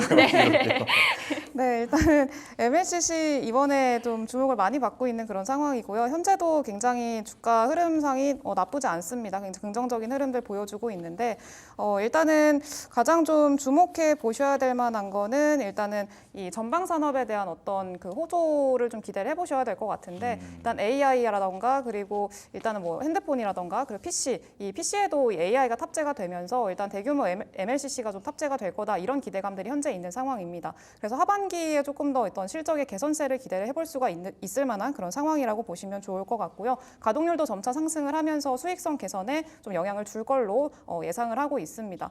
그리고 일단은 지금은 뭐 계속해서 뭐 AI라던가 이런 시스템 상으로만 계속 좀 기대감이 유입이 됐었는데 이제는 그 AI를 활용하는 뭐 소프트웨어라던가 이런 쪽으로도 앞으로 좀 기대감을 좀 가져볼 수 있을 만한 상황이기 때문에 그 과정에서 수혜를 볼 수 있을 만한 삼성전기는 뭐 앞으로 충분히 사실 이제서야 바닥을 좀 만들고 반등이 나온 그런 시점이기 때문에 충분히 좀 상방 여력은 더 열려 있다라고 생각을 하고 있습니다. 네. 대표님 맞으시죠? 제가 대표님이라고 했는데 다들 대답이 없으셔서. 아, 죄송합니다. 자, 이주연 대표님의 말씀 들어봤고요. 자, 이번엔 이성웅 차장님의 말씀 들어보겠습니다.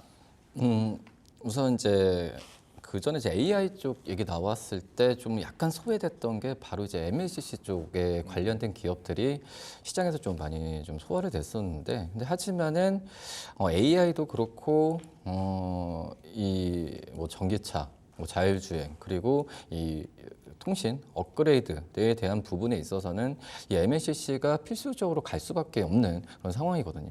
뭐 그런 점에서 봤을 때는 지금 약간의 좀 기대감만 좀 있는 상황에서 주가 좀 올린 거라고 좀 말씀드리는 게, 아직 MLCC 가격이 폭발적으로 늘지는 않고 있어요. 근데 이제 이런 수요에 대한 기대감이 지금 의견이 좀 뉴스나 증권사에 나와주면서 MLCC 가격의 하반기 그리고 내년 상반기 때는 지금 현재 가격보다는 최소 이제 20% 이상은 오를 것이라는 의견이 많기 때문에 그 안에서 이제 MLCC 관련주 중에서는 당연히 삼성전기가 글로벌 탑2 기업이죠. 뭐 그런 점에서 보면 이 삼성전기에 대한 관심은 당연히 일어나는 상황이고, 다만 여기서 이 실적 또 이제 이 실리콘, 이 캐파시티 같은 새로운 사업 제품에 대한 업그레이드가 계속 사업 부분 쪽에서 이루어지고 있는 게 삼성전기이기 때문에 저는 오히려 이 실적주로서 지금 삼성전기가 신고가를 기록했다. 뭐 그러면은 오히려 이런 신고가는 매수 신호라고 좀 생각이 되고 있거든요. 그런 부분을 봤을 때는 오늘 종가 그나마 좀 오늘 17만 6천 원 이상까지 갔잖아요. 종가 가격 17만 2천 원대도 충분히 매수 관점으로 접근해도 좀 무리가 없지 않을까라고 좀 생각이 되고 있고요. 예. 근데 이제 적극적인 어떤 매수라기보다도 지금은 이 뭐 SK하이닉스나 삼성전자나 HBM이나 이런 AI에 관련된 제품들이 실적으로 지금 나오는 시기잖아요. 그렇기 때문에 이 AI와 관련된 제품의 실적이 지금 반영되는 구간은 아니지만 그런 기대감으로만 저는 매수를 좀 했으면 좋지 않을까. 오히려 적극적으로 어떤 종목들을 많이 담을 때는 오늘처럼 이제 SK하이닉스가 좀 많이 밀렸을 때, 또 삼성전자 밀렸을 때 매수 관점을 가져가는 것도 좀 다시 한번 투자에 대한 참고 사항으로 말씀드리도록 하겠습니다. AI에 대한 시장의 관심 지속되고 있습니다. 그런 관점에서 삼성전기에 대해서 종가 매수 의견까지 들어봤습니다. 두산그룹주 얘기도 나눠볼까 합니다. 두산 에너빌리티가 주가 흐름 또 계속해서 좀 엇갈리고 있습니다. 이 종목에 대한 의견이 유독 좀 엇갈리는 것 같아요. 캐시카우인 두산 밥캣을 떼어내서 이 부분이 좀 리스크가 될 수 있다라고 보는 시각도 있는데, 또 한편으로는 오히려 재무 구조가 개선될 수 있다라면서 주가 상승을 점치는 분들도 있더라고요. 이 종목에 대한 의견 들어보겠습니다. 이번에는 두 분 다 종가 매수 의견 주셨습니다. 이번에는 이성웅 차장님부터 의견 들어볼게요. 우선 여러 얘기가 좀 있는 상황이지만 결국으로 본다고 하면은 제가 봤을 때는 기존 주주들한테는 오히려 좀 이익이 될 가능성도 좀 굉장히 높다라고 좀 생각이 좀 되고 있고, 그리고 이제 이 채권 쪽 좀 연기가 됐긴 했잖아요. 발표분이 좀 연기가 됐긴 했는데 2주 정도 미뤄졌나요? 그렇죠. 네. 제가 알기로는 24일인가 27일로 이렇게 좀 알고 있는데, 네. 이 지금 이제 두산 그 에너빌리티가 이 원전 관련 중에서는 가장 어떤 처음부터 설계부터 뭐 시공, 뭐 기자재까지 전부 할 수 있는 기업이 지금 두산 에너빌리티가 제일 탑이라고 좀 생각이 되고 있거든요. 그렇기 때문에 뭐 SMR도 얘기 나와주고 있는 상황이지만 어떤 원전 쪽에서의 프로세스에 항상 연관이 되어 있는 게 두산 에너빌리티고, 그리고 체코 쪽에서의 원전에 대한 수주에 대한 부분이 돼야 되겠죠. 그 한 우리나라의 국민으로서 지금 응원하고 있는 그 상황이지만 네. 될 거라고 좀 믿고 있거든요. 뭐 그렇게 됐을 때는 정말 이 글로벌적으로 우리나라의 원전 관련된 기자재, 그리고 이 시공 능력이나 설계 능력 갖고 있는 기업들의 인식은 180도 바뀔 가능성이 크다라고 지금 생각이 되고 있거든요. 뭐 그런 점을 본다고 한다면 저는 두산 에너빌리티가 원전주 중에서는 좀 가장 1순위로 좀 담아야 되는 게 맞지 않을까라고 좀 생각이 됩니다. 원전주에 대한 시장의 관심이 상당히 높은 상황인데요. 원전주 내에서도 탑픽으로 두산 에너빌리티 얘기해 주셨습니다. 이주연 대표님은 어떻게 보세요? 네, 일단은 원전 관련해서는 또 굉장히 긍정적으로 보고 있는 상황이고 오히려 이런 두산의 어떤 그룹 뭐 재편이라던가 이런 이슈로 인해서 좀 단기적인 조정이 나온다라고 하면 오히려 매수 기회가 되지 않을까라고 생각을 하고 있습니다. 일단은 뭐 이번에 뭐 많이 좀 화제가 됐었던 이 지배구조 개편 관련해서는 당연히 좀 아쉽기는 합니다. 단기적으로 봤을 때는. 근데 이제 두산마켓 투자법인에다가 이제 7,200억 정도 차입금을 넘기고 나서요. 추가적으로 뭐 큐벡스라던가 뭐 분당리츠 이런 이 비핵심 자산들을 매각을 하면서 순차입금을 1조 2천억 원 정도를 이제 감소시킬 수가 있습니다. 그러니까 연간 금융 비용으로 하면 660억 원 정도가 되는데 이런 것들을 감소를 시키면서 두산 에너빌리티한테는 어떻게 보면 좀 재무 여력을 좀 개선시킬 수 있을 만한 좀 과정이 될 수가 있다라는 거죠. 그래서 일단 이렇게 재무 여력을 좀 확보를 하게 되면은 앞으로 뭘 할 거냐라고 했을 때 SMR 쪽으로 좀 중점적으로 사업으로 이게 투자를 하겠다라고 이야기를 했습니다. 그래서 일단은 지금 우리나라에서 원전 관련해서는 그래도 이전부터 좀 대규모로 돈을 어느 정도 벌 수 있을 만한 회사가 사실은 두산 에너빌리티가 사실 독보적이기 때문에 이 두산 에너빌리티를 빼고 원전을 이야기할 수가 없습니다. 네, 그래서 일단은 기존에는 중간 지주 회사의 어떤 성격을 가지고 있는 회사였다면은 이제는 이런 지배구조 개편을 통해서 순수 어떤 사업 회사로서 변모를 할 수가 있는 거고 오히려 더 순수하게 이 사업적인 어떤 투자를 통해서 사업적인 성과를 낼 수 있을 만한 그런 상황을 좀 만들어낼 수 있지 않을까라고 좀 기대를 하고 있습니다. 그리고 일단은 이 체코 원전이 좀 연기가 된 거는 아쉽기는 합니다만 충분히 이번에 체코 안에서도 그 내부 그 기사가 보도된 걸 보니까 프랑스에 비해서 한국의 어떤 승기가 조금 더 잡혔다 이런 기사가 또 보도가 됐더라고요. 네, 그래서 일단 뭐 결과는 뭐 당연히 나와봐야 아는 거겠지만 일단은 좀 되기를 바라는 또 마음이 있기도 하고요. 그리고 일단 장기적으로 봤을 때 일단은 SMR 관련해서는 또 이 그 오픈 AI죠. 오픈 AI가 이 AI 구동을 이제 SMR로 하겠다라는 이야기를 또 해놓기도 했습니다. 27년까지. 네, 그렇기 때문에 일단 SMR에 현재 투자를 하고 있고 SMR 관련해서는 좀 성과를 내고 있는 회사가 두산 에너빌리티가 좀 어느 정도 두각을 드러내고 있는 상황이기 때문에 그런 점에서 좀 긍정적으로 보시면 좋을 것 같고요. 단기적으로 어떤 주가의 어떤 조정이라던가 이런 것들은 좀 기회가 되지 않을까 이렇게 생각을 하고 있습니다. 네네. 사업 재편으로 인한 체질 개선, 그로 인한 주가 상승 기대감 살아있다라고 말씀하시면서 이 종목에 대해서 종가 매수 의견 주셨습니다. 저희는 마감 시보 듣고 돌아오겠습니다.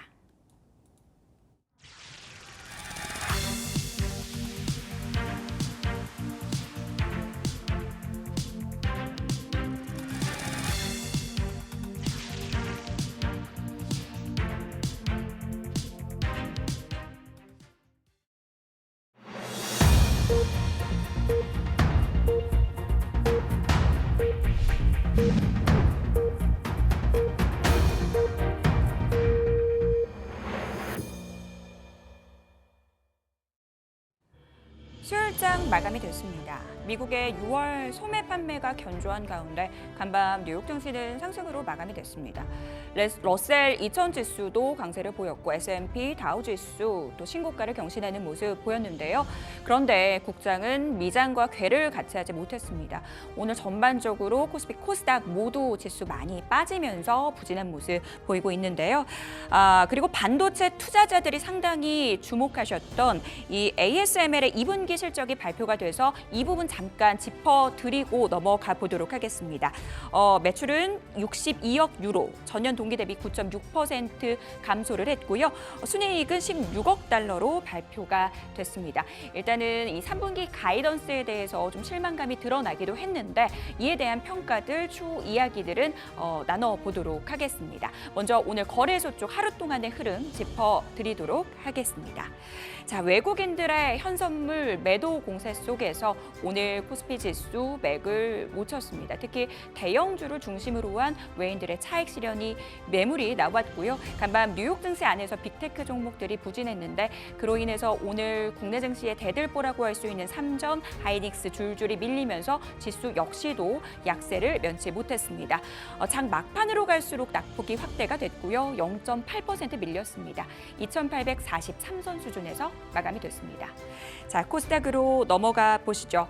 소폭의 강세로 출발했던 코스닥 시장인데요. 2차 전지 흘렀고 반도체 쪽 흐르면서 역시 주가 낙폭이 확대되는 모습이었습니다. 장 초반에는 그래도 바이오가 버텨주면서 주가 견조한 모습을 보였는데요. 장 막판에 좀 많이 흘러내리면서 마감이 됐네요. 1% 넘게 밀렸습니다. 830선도 이탈한 채로 마감이 됐습니다. 자, 시가총액 상위 종목들의 움직임 짚어보도록 하겠습니다. 앞서서 언급드렸듯이 간밤 뉴욕 증시 안에서 빅테크 종목들의 하락세 언급을 드렸죠. 오늘 삼성전자와 하이닉스, 특히 하이닉스 쪽이 크게 밀렸습니다. 대만 언론에서 삼성전자의 HBM 통과가 임박했다. 3분기 중에 양산과 공급을 시작할 거다라는 언론 보도를 내놨는데 그 이후에 좀 투심이 전반적으로 위축되고 있는 것 같습니다. 하이닉스 5% 넘게 밀렸네요. 삼성전자도 1% 넘게 밀리면서 86,700원에서 종가 형성했습니다. LG엔솔이 2.8% 하락한 가운데 삼성 바이오로직스는 3% 상승으로 마감이 됐습니다. 아무래도 미국에서 이 금리 인하에 대한 기대감이 높아지면서 오늘 그래도 시장 대비 바이오 종목들의 강세를 보였고요. 특히 그중에서도 실적이 나와주는 종목을 중심으로 한 이 상승세가 확인이 됐습니다. 다음 장 확인을 해볼까요? 다음 장에서는 현대차와 기아차 동반 하락세를 기록을 했고요. 역시 바이오단 안에서 셀트리온이 2%대 상승하면서 19만 2,500원에서 종가 형성했습니다. 포스코홀딩스가 2% 넘게 밀린 가운데 오늘 밸류업 관련주들 시장 대비해서는 그래도 선방하는 모습이 보였습니다. 신한지주가 2.2%대 상승률 기록했고 다만 삼성물산은 하락으로 반전한 가운데 삼성 SDI와 LG화학이 동반 1%대 약세, 셀 3사 모두 부진한 모습으로 마감이 됐습니다. 자, 코스닥 시가총액 상위 종목들의 움직임 짚어보도록 하겠습니다. 금리 인하 기대감 높아지면서 이제는 하반기에 바이오 좀 보자라는 부분들 저희 방송에 출연하신 많은 대표님들, 전문가분들이 말씀하신 부분인데요. 오늘 그래도 시장 대비해서는 바이오가 선방한 모습이었습니다. HLB가 2%대 상승률 기록했고 알테오젠이 장중 대비해서는 상승 탄력이 좀 둔화가 됐네요. 0.3% 상승하면서 마감이 됐고 에코프로 그룹주는 오늘도 부진한 상황입니다. 트럼프 피해주로 지목되고 있는 2차 전지 쪽 에코프로가 2.7% 밀리면서 94,700원에서 마감이 됐습니다. 삼천당제약은 어제 장중 변동성이 상당했죠. 미국 쪽 업체 계약과 관련해서 루머가 있었고 회사 측이 부인을 하면서 급락으로 마감이 됐는데 오늘 추가적인 하락이 나왔습니다. 3% 넘게 밀리면서 19만 원 선 이탈하면서 마감이 됐습니다. 자, 오늘 그래도 엔캠이 9거래일 만에 반등을 주는 모습을 장중에는 보였었는데 결국은 하락 반전하면서 마감이 됐네요. 0.2%대 약세 기록을 했고요. 리노공업이 6% 넘게 밀리는 가운데 HPSP가 8.2%대 하락률 기록했습니다. 오늘 전반적으로 반도체 종목들 많이 흘렀고 소부장단 안에서의 하락세도 확인이 됐습니다. 다음 장도 한번 함께 확인을 해보도록 할까요? 레인보우 로보틱스가 1.3%대 하락률 기록을 했고 휴젤과 실리콘2는 그래도 시장 대비 선방을 했습니다. 아마존 프라임데이를 앞두고 K뷰티 종목들의 반등 나와줬는데 실리콘2도 오늘 4.9% 상승하면서 42,700원에서 종가 형성했습니다. 그 외에 테크윙, 이오테크닉스 같은 소부장단 종목들 전반적으로 급락이 나왔다라는 점 체크하시면서 오늘 장 정리를 해보도록 하겠습니다. 시가총액 상위 종목들의 움직임까지 짚어봤습니다. 내일장 전략 세워봐야 될 것 같은데요. 미장 좋았는데 우리 장 많이 흘러서 조금 기분이 우울한 하루인 것 같습니다. 이성웅 차장님, 내일장 어떻게 대비하면 좋을까요? 이번 주 초부터 이제 그런 얘기 하잖아요. 트럼프 트레이드라고 얘기하면서 네. 기존의 어떤 실적주 그리고 이제 수주에 대한 외국인들의 매매 패턴이나 이런 부분이 참 어지럽게 되는 그런 상황이라고 좀 볼 수 있겠는데, 근데 그만큼 이제 하지만 이제 초심이 더 중요한 것 같아요.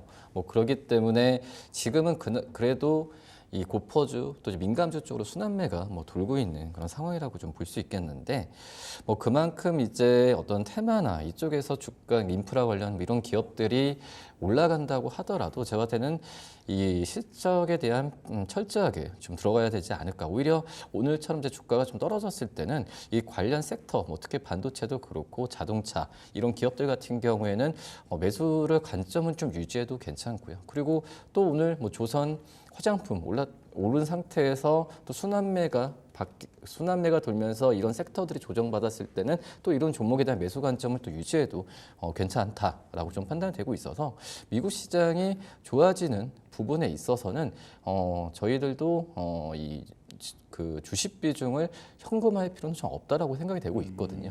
그렇기 때문에 종목 간 트레이딩 관점에서 좀 액티브하게 할 필요도 지금 있지 않을까라고 좀 생각이 됩니다. 네. 자, 이번에 이주연 대표님께 여쭤보고 싶은데 저는 코스닥 쪽에 지금 분위기가 많이 안 좋잖아요. 여기에 딱 집어서 질문을 드리고 싶어요. 지금 특히나 오늘 HBM 쪽, 반도체 쪽 관련주 많이 안 좋았는데 만약에 지금 이런 흐름이 앞으로도 좀 이어질 거라고 좀 불안감이 있다면 지금 좀 수익이 나고 있는 것은 좀 실현을 할지 아니면 눌렸다고 생각할 때 좀 더 담아야 될지 어떻게 보십니까? 일단은 그래도 본인이 설정한 기준이 있으실 텐데 그 기준을 뭐 만약에 이탈하게 된다라고 하면 당연히 수익은 좀 어느 정도 챙겨야 하는 거는 맞고요. 근데 다만 지금은 또 앞서서 차장님께서도 말씀을 해주셨다시피 좀 눌릴 때 담아야 되는 시장이라고 저는 생각을 하고 있습니다. 네.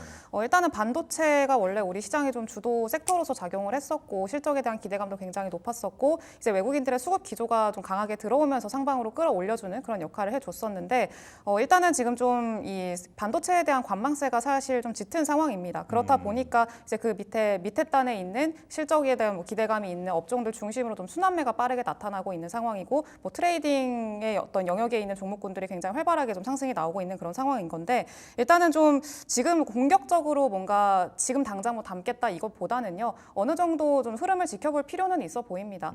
지금 이번 주에 좀 어느 정도 변곡점을 형성할 수 있을 만한 일정이 이제 ASML 실적 발표가 있고 그리고 내일은 TSMC 실적 발표가 있는데 일단 ASML은 어느 정도 좀 나왔습니다. 근데 보면은 이번 연도 2분기 실적이 괜찮게 나왔습니다. 괜찮게 나왔는데 가이던스가 살짝 별로 좋지 않았어요. 예상치를 조금 하회하는 그런 모습이 나왔는데 네, 이거를 과연 미국 증시에서 오늘 어떻게 좀 받아들일지 이거가 조금 중요할 거라고 생각을 하고 있고요. 일단은 지금 이런 흐름 자체가 어떻게 이 외국인 수급 기조가 이어지는지 이런 것들 좀 체크를 해 보시면서 좀 대응을 하시면은 충분히 좋은 결과가 있지 않으실까 생각을 하고 있습니다. 네. ASML의 실적이 발표가 됐는데 이것을 미증시 내에서 어떻게 소화할지 그 흐름 조금 확인을 해보자라는 부분 조언해 주셨습니다.